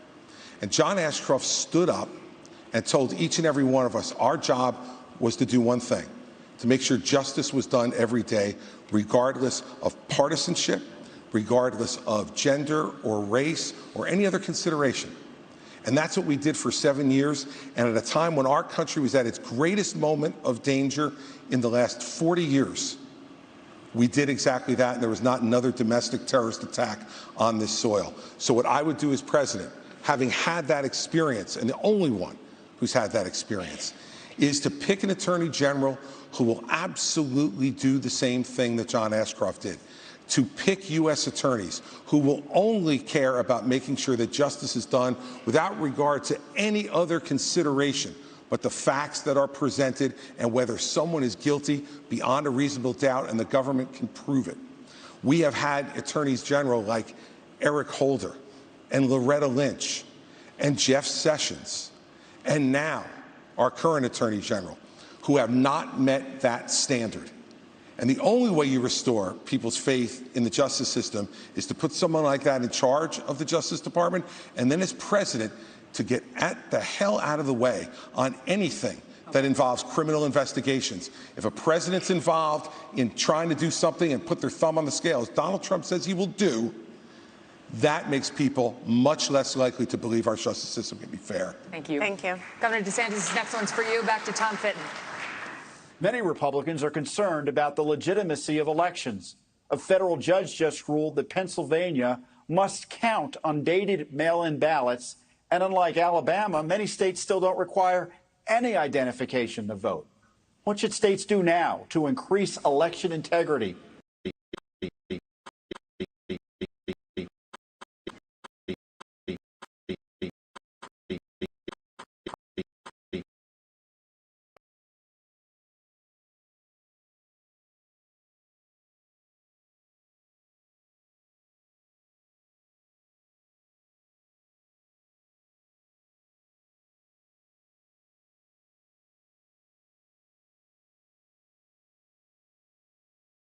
Balloting and no ballot harvesting. We even have an agency that prosecutes people for violating election laws. The result of that, in both 2020 and 2022, we counted millions and millions of votes on election night, produced the results, it was transparent, and everybody was happy. That is not happening throughout this country. But let me tell you this as the nominee. I think it's important. Not every state's where we need it to be. There is ballot harvesting in places like Nevada, all these places. I am not going to fight with one hand tied behind my back. I'm going to have organizations in all the swing states. If they're harvesting, we're harvesting. If they're Zuckerbucks, we're Zuckerbucks. We are going to exploit whatever the rules are. I favor changing the rules to be like Florida and some of the other states that have done a good job. But until then, we have to do that. And then just on the Justice Department and FBI. I mean, I remember being, in Iraq working with FBI on the ground and being, and then I was a special assistant. I used to have such a high regard for these agencies. What they did to Donald Trump with the Russia collusion was one of the biggest abuses of power in the history of our country. These agencies need to be cleaned out. With me, you'll have a new FBI director on day one. We're going to clear out the DOJ, the IRS, all these places. Buckle your seatbelts. There's going to be a new sheriff in town. Thank you. All right, we got to do a quick break. We're going to come back in 1 minute. China up next.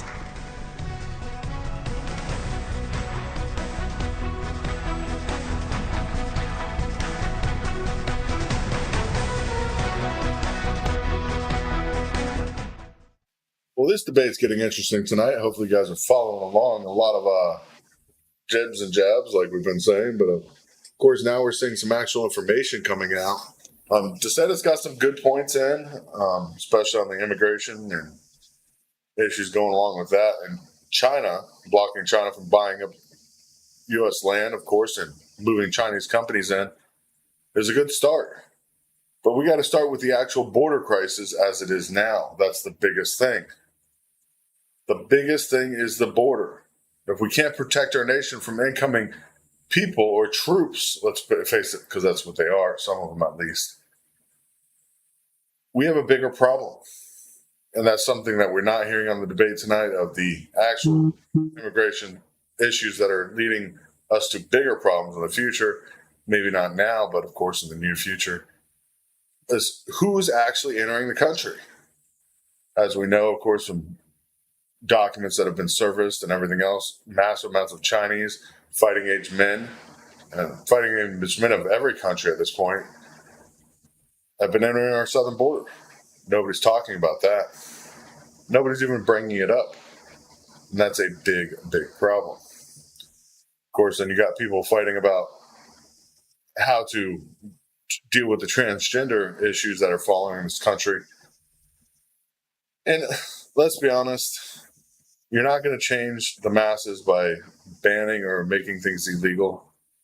But I do think restrooms should be something that are definitely talked about in sports.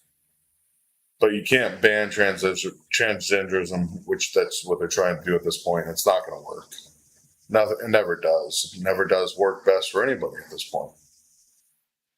Glad you guys are here with us tonight. Of course, everything that's happening. Christ, the UN Assembly, yeah. Yeah, well, just like who? The World Health Organization is saying we need to increase taxes to basically double the prices of most goods that include sugar, including treats and sweets and sodas and everything that is cheap for the people, of course, that need it. Because let's face it, fresh and healthy goods are not cheap. So we're going to double taxes on the items that the most needy in our society buy, because those are the cheapest goods available. So then they'll no longer be the cheapest goods, which then they'll just go hungry, which that'll be so much greater. Let me tell you that. This is all a distraction. I didn't vote for who? I didn't vote for the World Economic Forum. I didn't vote for the UN, but yet they're in control of our nation. I mean, look at the laws that have been passed in the recent months. Right under our noses, of course, attacked in middle of bills and stuff, just like the ability to take anybody they want and put them in a concentration camp because they're a health threat to the rest of the population, or deemed a health threat by some random person that they deem capable of making that decision. It's a joke. Hello, Debbie Martin. Hello, Sarah. Hello, Richard, and everybody else that's come in since then. This is crazy. Absolutely crazy. Watching everything unfold is just ridiculous. I mean, we got Russia right now. I don't think even people realize Russia right now is actively in the Middle East. Putin is in the Middle East as we speak during this debate. It's not being publicized. It's not being talked about even in the debate at this point. And people need to. They need to talk about what's actually happening. This is crazy. Putin is in the Middle East, of course, stirring on war in the Middle East. We got a president that doesn't even know what's going on, much less care about what's going on. We got senators going down the falling down their trap, of course, of money and gold and everything else being found in their houses, which is crazy. Let's get back to this debate, though. Hopefully we get some good news out of this, because at this point, we don't have anybody on a candidacy on the stage at all. God bless you guys. You, Ambassador Haley. House Republicans yesterday hauled elite university presidents up to Capitol Hill to answer for the displays of anti-Semitism on college campuses. These leaders, including the president of Harvard, were asked whether calling for the genocide of the Jews would violate school policies against harassment and intimidation. All of them said it would depend on the context, including whether that speech veers into conduct. How do you think these schools and the rest of society should balance the imperative of free speech against the need to prevent radical activists from harassing and intimidating others? It was disgusting to see what happened. You know, if this had been the KKK that was doing protests on those campuses, every one of those college presidents would have been up in arms. This is just as bad. The idea that they would go and allow that kind of pro-Hamas protest or agree with the genocide of Jews and try and say that they needed context on that, there is no context to that. This is what we need to do to deal with it. First of all, we have got to get foreign money out of our universities. You've got Arab money, you've got Chinese money, you've got others. We need to go to every university and say, you either take foreign money or you take American money, but the days of taking both are over. The second thing we need to do is Biden made a mistake not including anti-Zionism in the definition of anti-Semitism. If you don't think that Israel has a right to exist, that is anti-Semitic. We will change the definition so that every government, every school has to acknowledge the definition for what it is. The third thing is we really do need to ban TikTok once and for all. And let me tell you why. For every 30 minutes that someone watches TikTok every day, they become 17% more anti-Semitic, more pro-Hamas based on doing that. We now know that 50% of adults 18 to 25 think that Hamas was warranted in what they did with Israel. That's a problem. When campuses also don't go and protect when they have these rallies and you've got students that are scared, we need to go to these universities and say, if you're not going to protect these students, if you're not going to acknowledge anti-Semitism, we'll take your tax-exempt status away. That'll fix it, and that'll take care of it for good. Staying with you, Ambassador Haley. On October 6th, the Israeli government thought it had a clear-eyed view of the threat from Hamas. In fact, according to the New York Times, it even had Hamas's attack plan and dismissed it as an aspiration. The Israelis were wrong. In our country, the FBI director told the Senate panel just yesterday that he sees, quote, blinking red lights everywhere, and that the threat level has, quote, gone to a whole nother level since October 7th. Which of the threats facing our country do you worry could blindside us? What worries me and what keeps me up at night is what happens between now and Election Day while Joe Biden's in office. That's what worries me more than anything else. But I'll tell you that America right now is acting like it's September 10th. We better remember what September 12th felt like, because it only takes one. And whether you're looking at open borders that are allowing people to come in, Iran knows the easiest way to get to America is through the southern border, and we're not doing anything to stop it. We've got to get the foreign infiltration out of our country, whether it's in our schools, whether it's on our social media, whether it's we need to stop all foreign lobbying that's happening to members of Congress, and we need to start securing America again. Until we do that, we are going to be at threats. We've got to look at Iran, China, and Russia want to destroy the West. We have to start acting strong again. We've got to start protecting Americans. Right now, Americans don't feel protected, and we're not doing anything to strengthen it. So Joe Biden continues to be a problem. That'll change on Election Day. Governor DeSantis, if China invades Taiwan, would you send American troops, as President Biden has said he would do? We will be able to deter that from happening. I think that's the important thing. We need a strategy of denial so that we're deterring Xi's ambitions. What if it doesn't work? It's going to work.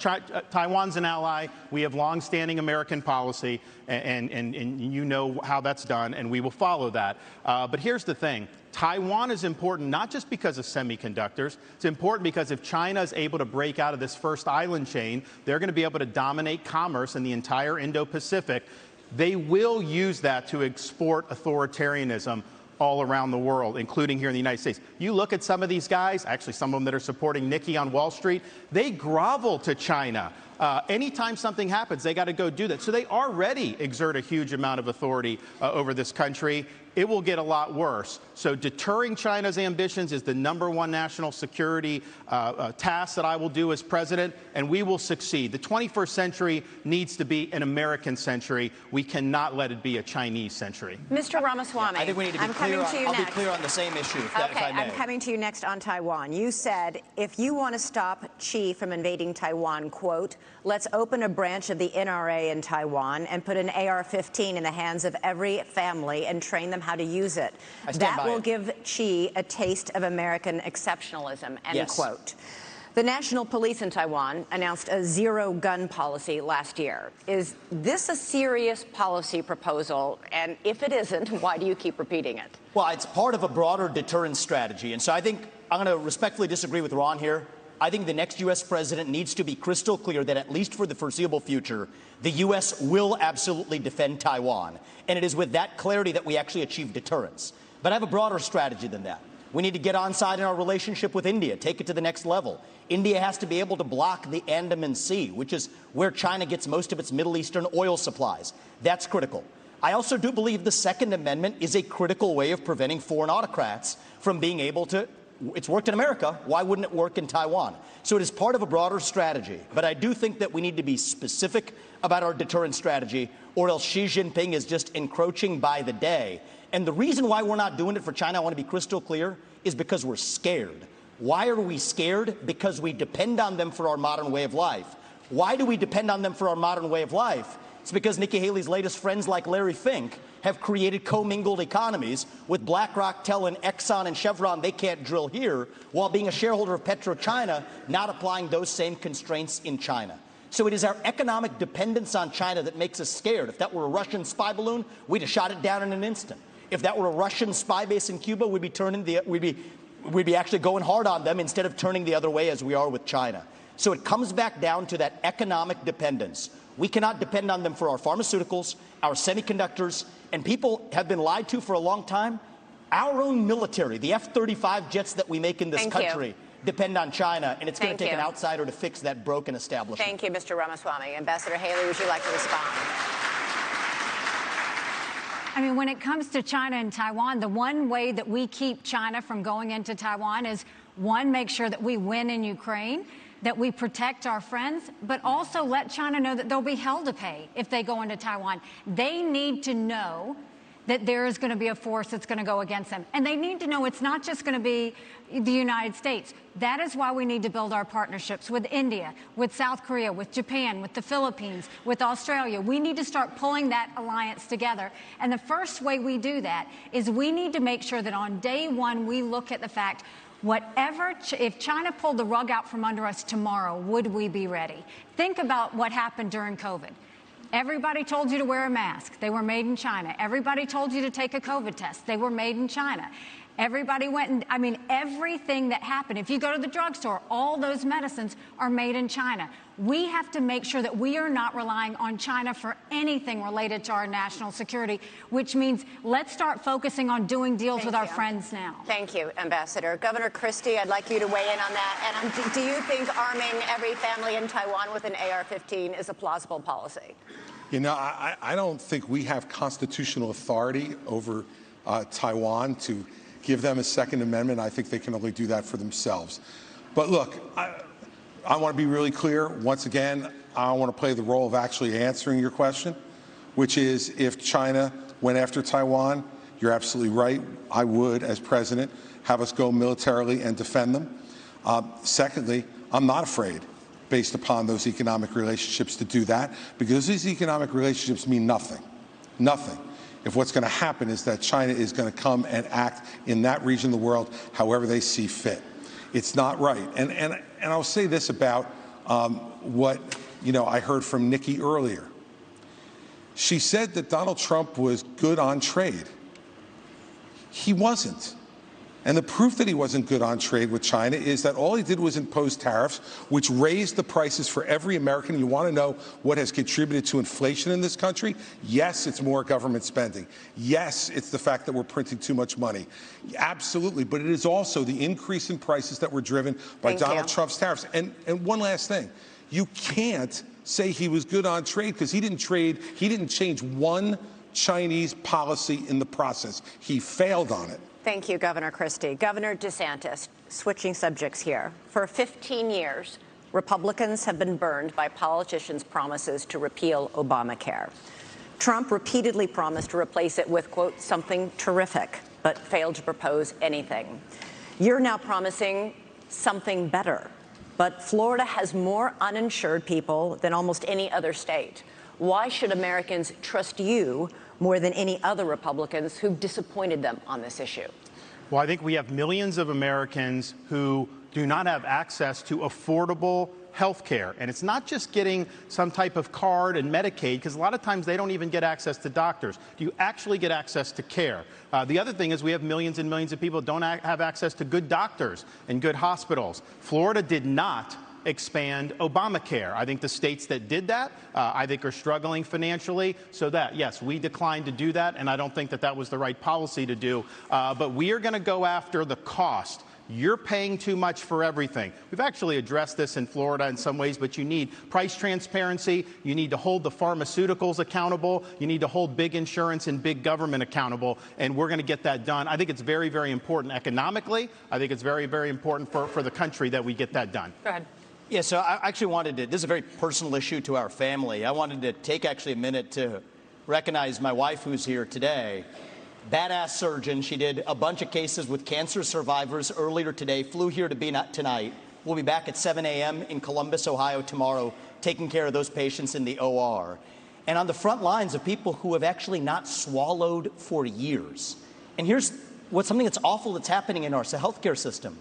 They'll pay for anything like feeding tubes, doctors to be pill pushers, but for the procedures that can actually make these patients better, we have a broken healthcare system that doesn't pay for it.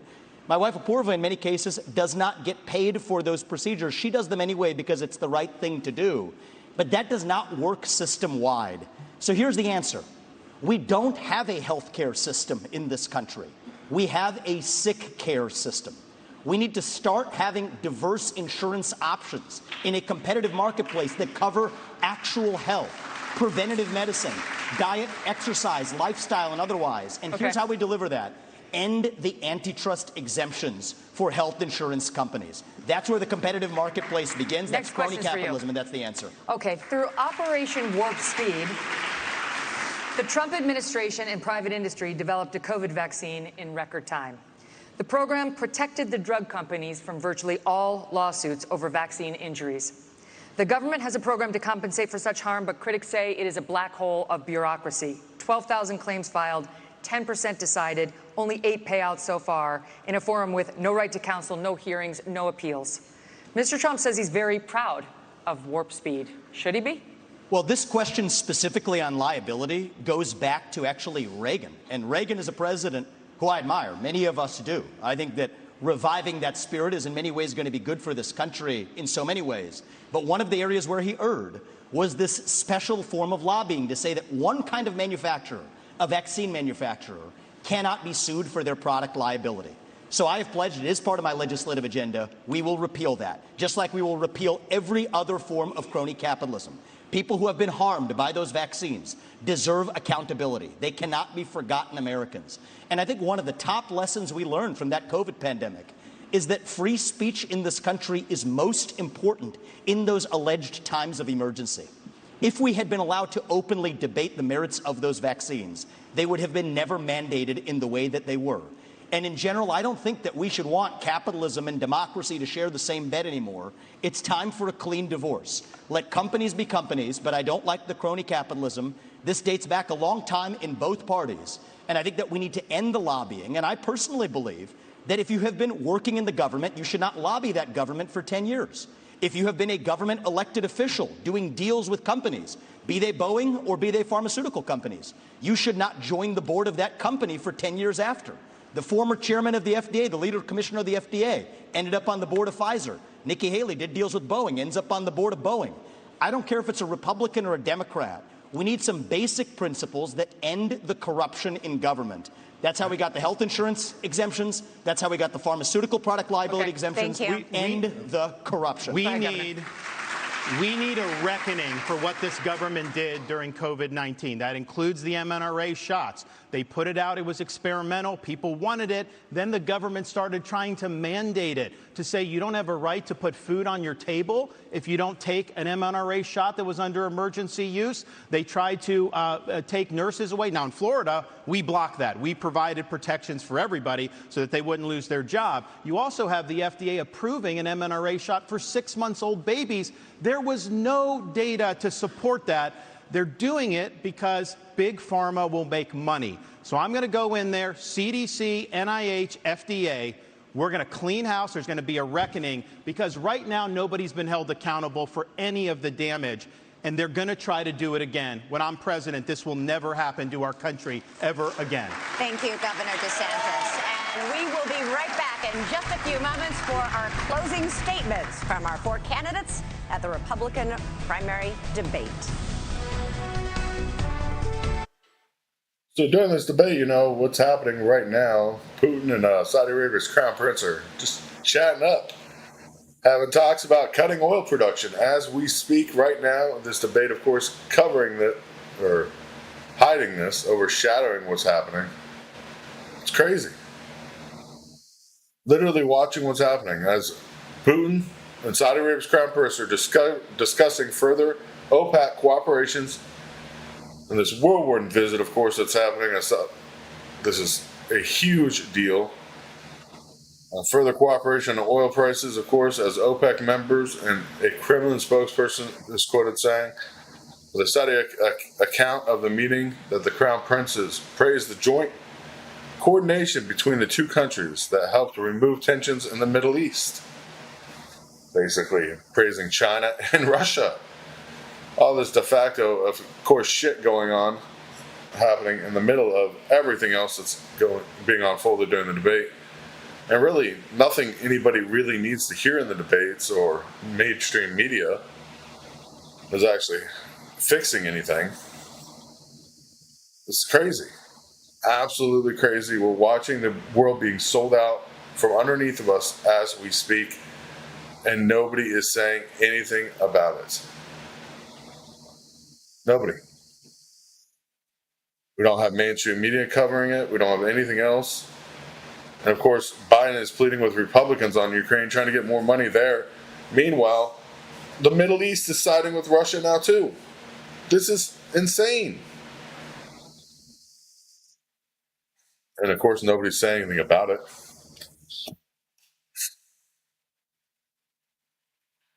Just crazy, everything unfolding. Of course, Biden wanted to talk about talks of interactions with his son and his brother business a bunch of lies, even though we know he's receiving money. It's one thing after another, and everything is being covered up by this garbage. Literally garbage.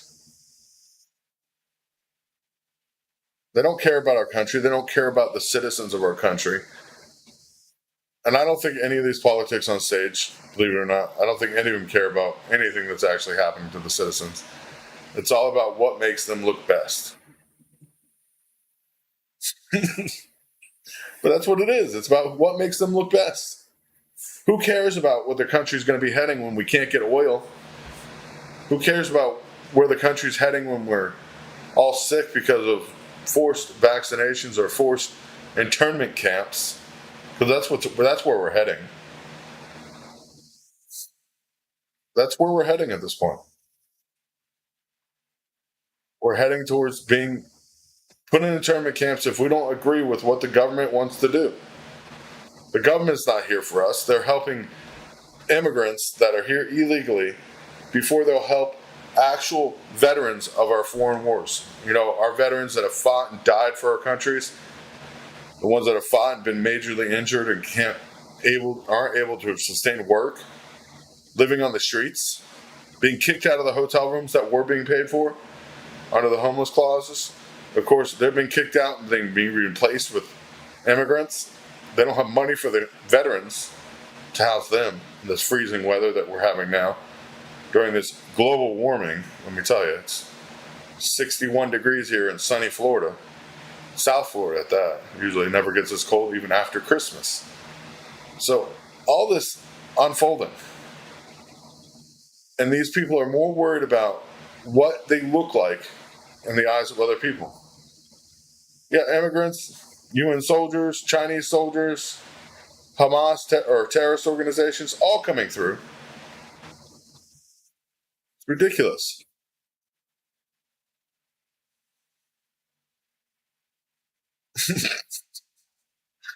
Yeah, sleeper cells. Terrorists entering our country. Nobody cares. We're going back to the debate, though. It's just ridiculous. It's been the end of the debate tonight. I want to thank you guys for joining us during the debate. Lots to talk about tomorrow as we unpack everything that was said in the debate, the fact checks, and everything else that unfolds. But we'll be with you tomorrow at 9:30 Eastern Standard Time. Back to the debate we go. Thanks for this last one. Governor Christie, we're going to start with you. Which former president would you draw inspiration from for your own presidency, and why? I would draw inspiration from Ronald Reagan. In the last year, I've spent a lot of time writing a book about President Reagan that's going to be called What Would Reagan Do? That book's going to come out early in 2024. And what I learned more than anything else was that Ronald Reagan was a slave to the truth. Ronald Reagan stood up for the truth, whether it was popular or unpopular at the moment. In 1964, he stood up against the John Birch Society when it was very unpopular to the party to do it, but he would not put up with our party standing for lies and deceit, even if it gave him political progress. That's the kind of president that I will be, and I would draw that inspiration from the 40th president of the United States. He ain't ever going to be president, so why is he even talking? Haley. Well, I have to say, too, I think George Washington, when you look at the responsibilities he had of how do you go and take on this great American experiment and make sure that the people are protected. And they always knew that government was intended to secure the rights and freedoms of the people. It was never meant to be all things to all people. And then you look at Abraham Lincoln, and you look at the challenges, and you look at the division that happened in our country, and the ability to lead in spite of the loud noises and say, what will bring out the best in people to get us to go forward is always something that's important. And I think we need that now more than ever. Governor DeSantis. Reagan, Washington, Lincoln, excellent. One of the guys I'll take inspiration from is Calvin Coolidge. Now, people don't talk about him a lot. He's one of the few presidents that got almost everything right.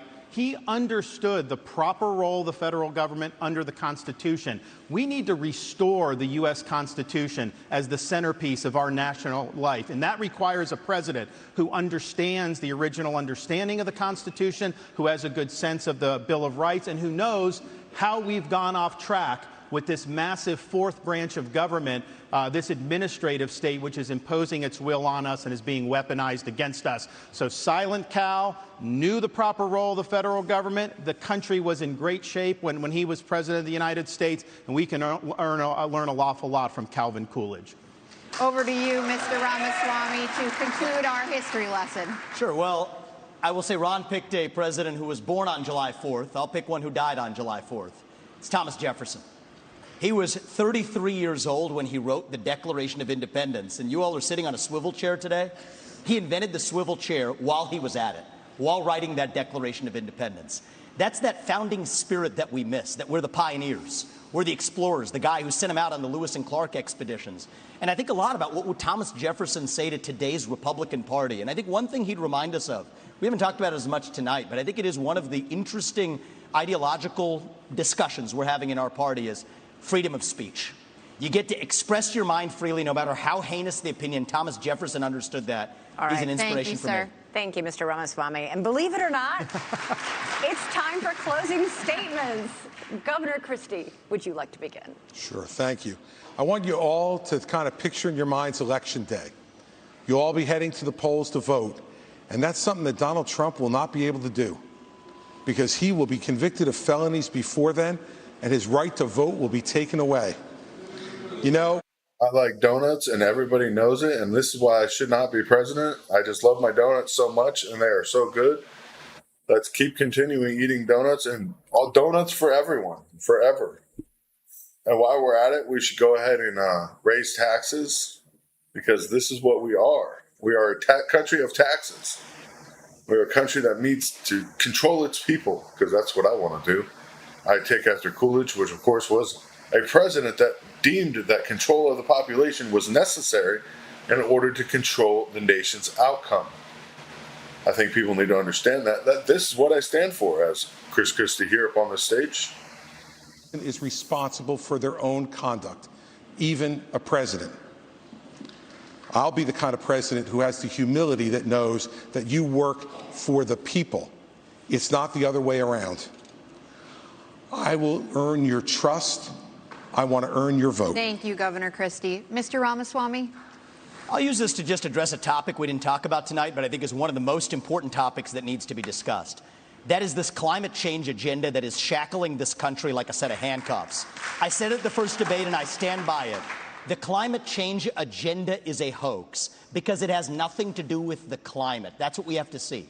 98% reduction in the climate disaster-related deaths in the last century. 8 times as many people are going to die of cold temperatures this year than warm ones. Yet against that backdrop, there's an issue coming up in Iowa. It's core to Iowa farmers. I met Kim Junker, Kathy Stockdale, and other farmers who are about to have a carbon capture pipeline built across their land using eminent domain to do it. That's unconstitutional and it's wrong. And if you thought COVID was bad, what's coming with this climate agenda is far worse. We should not be bending the knee to this new religion. That is what it is. It is a substitute for a modern religion. We are flogging ourselves and losing our modern way of life, bowing to this new god of climate, and that will end on my watch. Thank it's you, the most critical Ambassador issue Haley. that's coming up. Thank you. Thank you very much. Our country is in chaos. And I guarantee that by continuing to give money to big companies to fight or to join wars for our country. Because war is what profits our country the most and profits my pocketbook. And I care deeply about what Soros thinks with these wars. And of course, benefiting BlackRock and my business partners is the most important thing to me, so I will guarantee the U.S. will be involved in the next foreign war, no matter what, including sending our children and our young to the meat grinders of the other nations of the world, because that's what I deem is best for me and my family, to guarantee that we have money to survive for the rest of the eons of worlds, because that's how I got rich. Thank you. I crushed Joe Biden in the polls. And if you give me this chance, we will crush him in November and take our country back. Governor. Go to Nikki Thank you, Ambassador Haley. Governor DeSantis.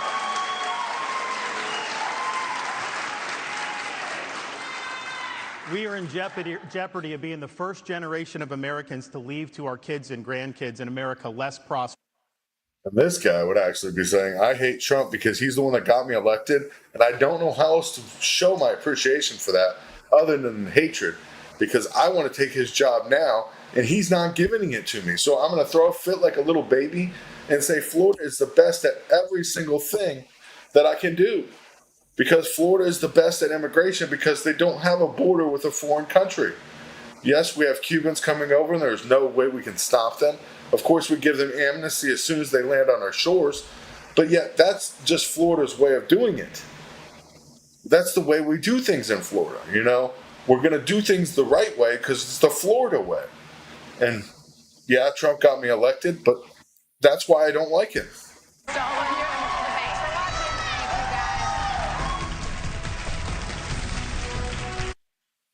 Anyways, great debate tonight. Hope you guys enjoyed it.